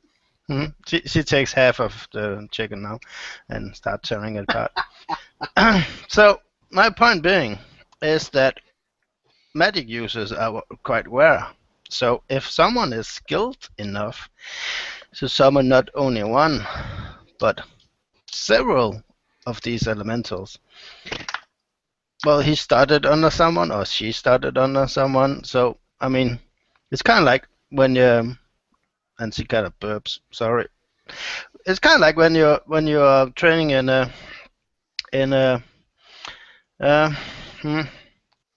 when you're training in smuggling narcotics with the gnomes. You kind of get to know these people who are involved in the business, and you kind of hear about, oh, don't go to Anrock. That's Dredrick's territory and so forth. So I'm guessing with the magicians, you kind of know each other, right? At least by reputation. Yeah, not necessarily. I'm just saying, my maybe master, my former master might have been able to summon something like that, but there aren't too many who would. Well, I mean, maybe we can track down someone who is capable of that. If you want to go down that Well, route. there's another option. It's a possibility that it was not necessarily a powerful wizard, but a powerful item. There are relics and artifacts that are also very rare, but might be able to do something like that. It is Maybe also there's something. possible that it was part of the ritual, that it was not a simple spell, but was a process that culminated in the appearance of these elementals, coinciding with a re-arrival of Figurm. Well, if he is indeed connected with that, I'm a bit more skeptical about that connection myself, Jodette, but I am open to the possibility. It is an amazing coincidence if he is not connected. In one breath we are told warn him, and in next we are told, oh, he is captain on ship, and then very next day is elementals in harbor wrecking ships. Look, for all we know, it was it was the mermaids you guys pissed off when you first got here. They might have summoned something up to come seek revenge on us. Is there a reason that you want to be obstinate and just disregard everything? I'm not disregarding it. I'm simply not. I'm trying not to jump to conclusions. The one thing I've learned is that that if it seems particularly obvious, it's probably not. That is quite possibly the dumbest thing I've ever heard in entire life. That's what I thought when my master said it to me, but I've learned that it's I've learned that that it can be true sometimes. In any case, I'm not closing any doors. I'm simply saying that we shouldn't assume anything until we have some facts. So, what are the facts? The town of Crossmeet has been attacked by three rather large elementals. Around the same time, we've had an assassination attempt, and someone that person was coming to warn, both who have fled the town in panic. We have disappearing elf who discovered a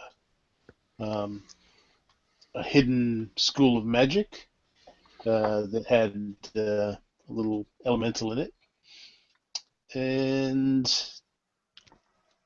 we know that this. I kind of look upstairs. That our Well, Markel and Tam are sitting there at the table. I'm just saying. And we know that our friend here, this organization, and I nod to them, is that they're trying to seek out some sort of magical items and whatnot. Yes. Well, yes. We know that something is going on that is destabilizing politics with the possibility of war. Something very specific that has taken a large amount of guards out of towns. Indeed.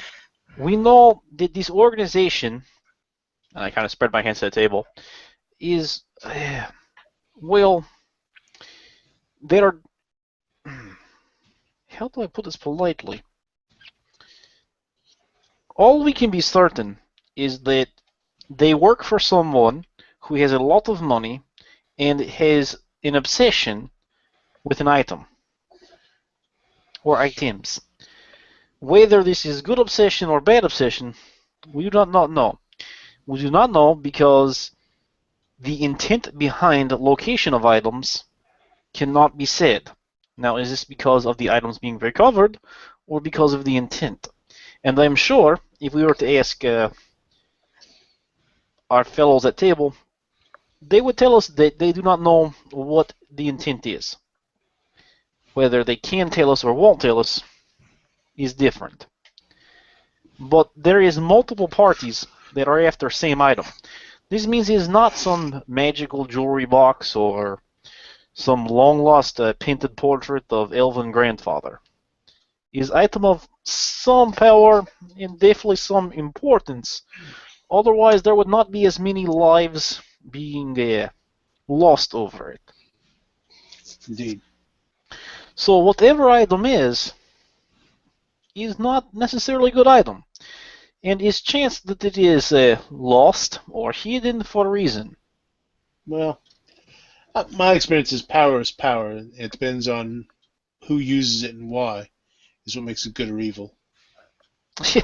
This is true with normal power, but there are some items that are just evil. I know that for a fact. Markel says, I don't think I'm betraying the lady's trust. It is not a particular item she seeks. We seek. I have been helping her search for 7 years now. But it is a place. In that place, there may be items of power as you speak, but it is not a single item she seeks. We seek. Well, I am not sure if this is comforting or not. Entire place lost. Why is place lost? Why is it hidden? I don't know yet. Hopefully the research will lead us to those answers. Well, I mean, do you know what kind of place? Is it like a dwarven place? Is it like an elven place? Is it like kind of like one of those with the horns? I forgot what the race is called. The Tiefling? Yes. Is it like them? Because I seem to recall that going bad last time. So, people who seek power for power's sake, usually bad news. I know that the place is elven in nature, but not wood elves. Old, ancient elves that might not exist anymore. Wood elves? Not wood elves. They call it wood elves? No. Fillmore kind of chuckles at that. I lean into Jardette and I say, Jardette, do you remember where that telescope was pointing? Yes, roughly. At a spot of sky above mountain. Yeah. Maybe, Do you think that means something? Well, it's possible the reason people went there wasn't to find something there. But maybe so they could find the way to the next piece in the puzzle.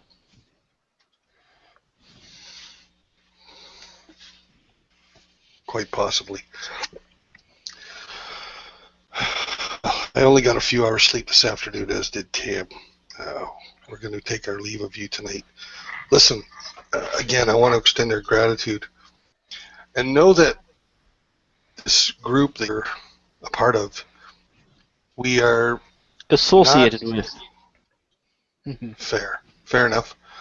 We are not secretive for the sake of being evasive. We just merely wish to keep the information that we pursue, well, the fewer know it, the better.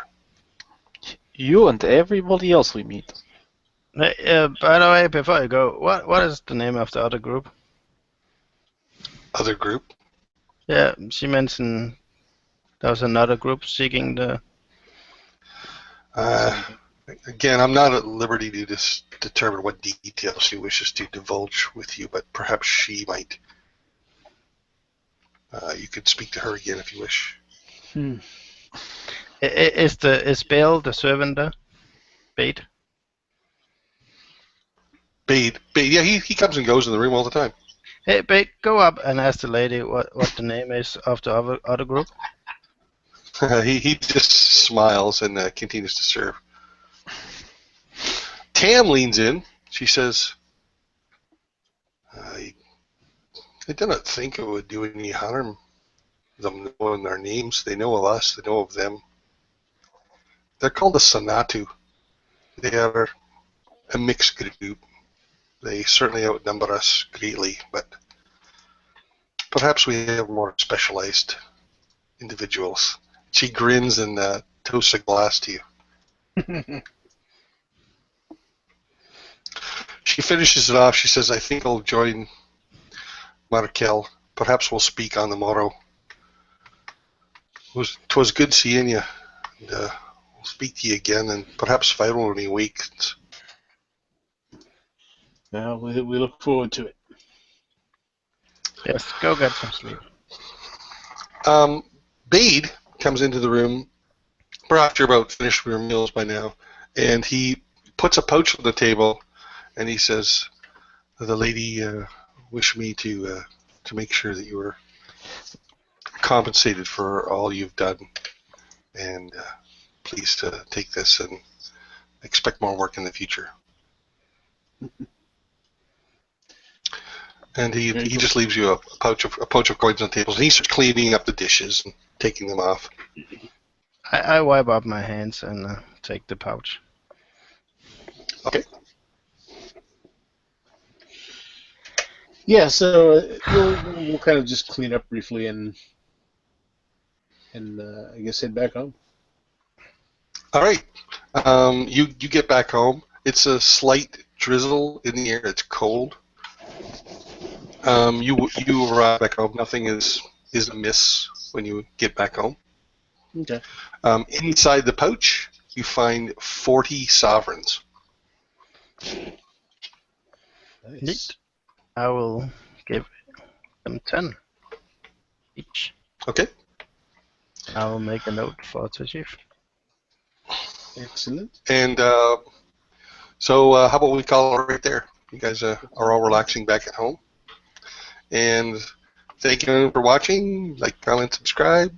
And we'll do it again in 2 weeks on the 1st.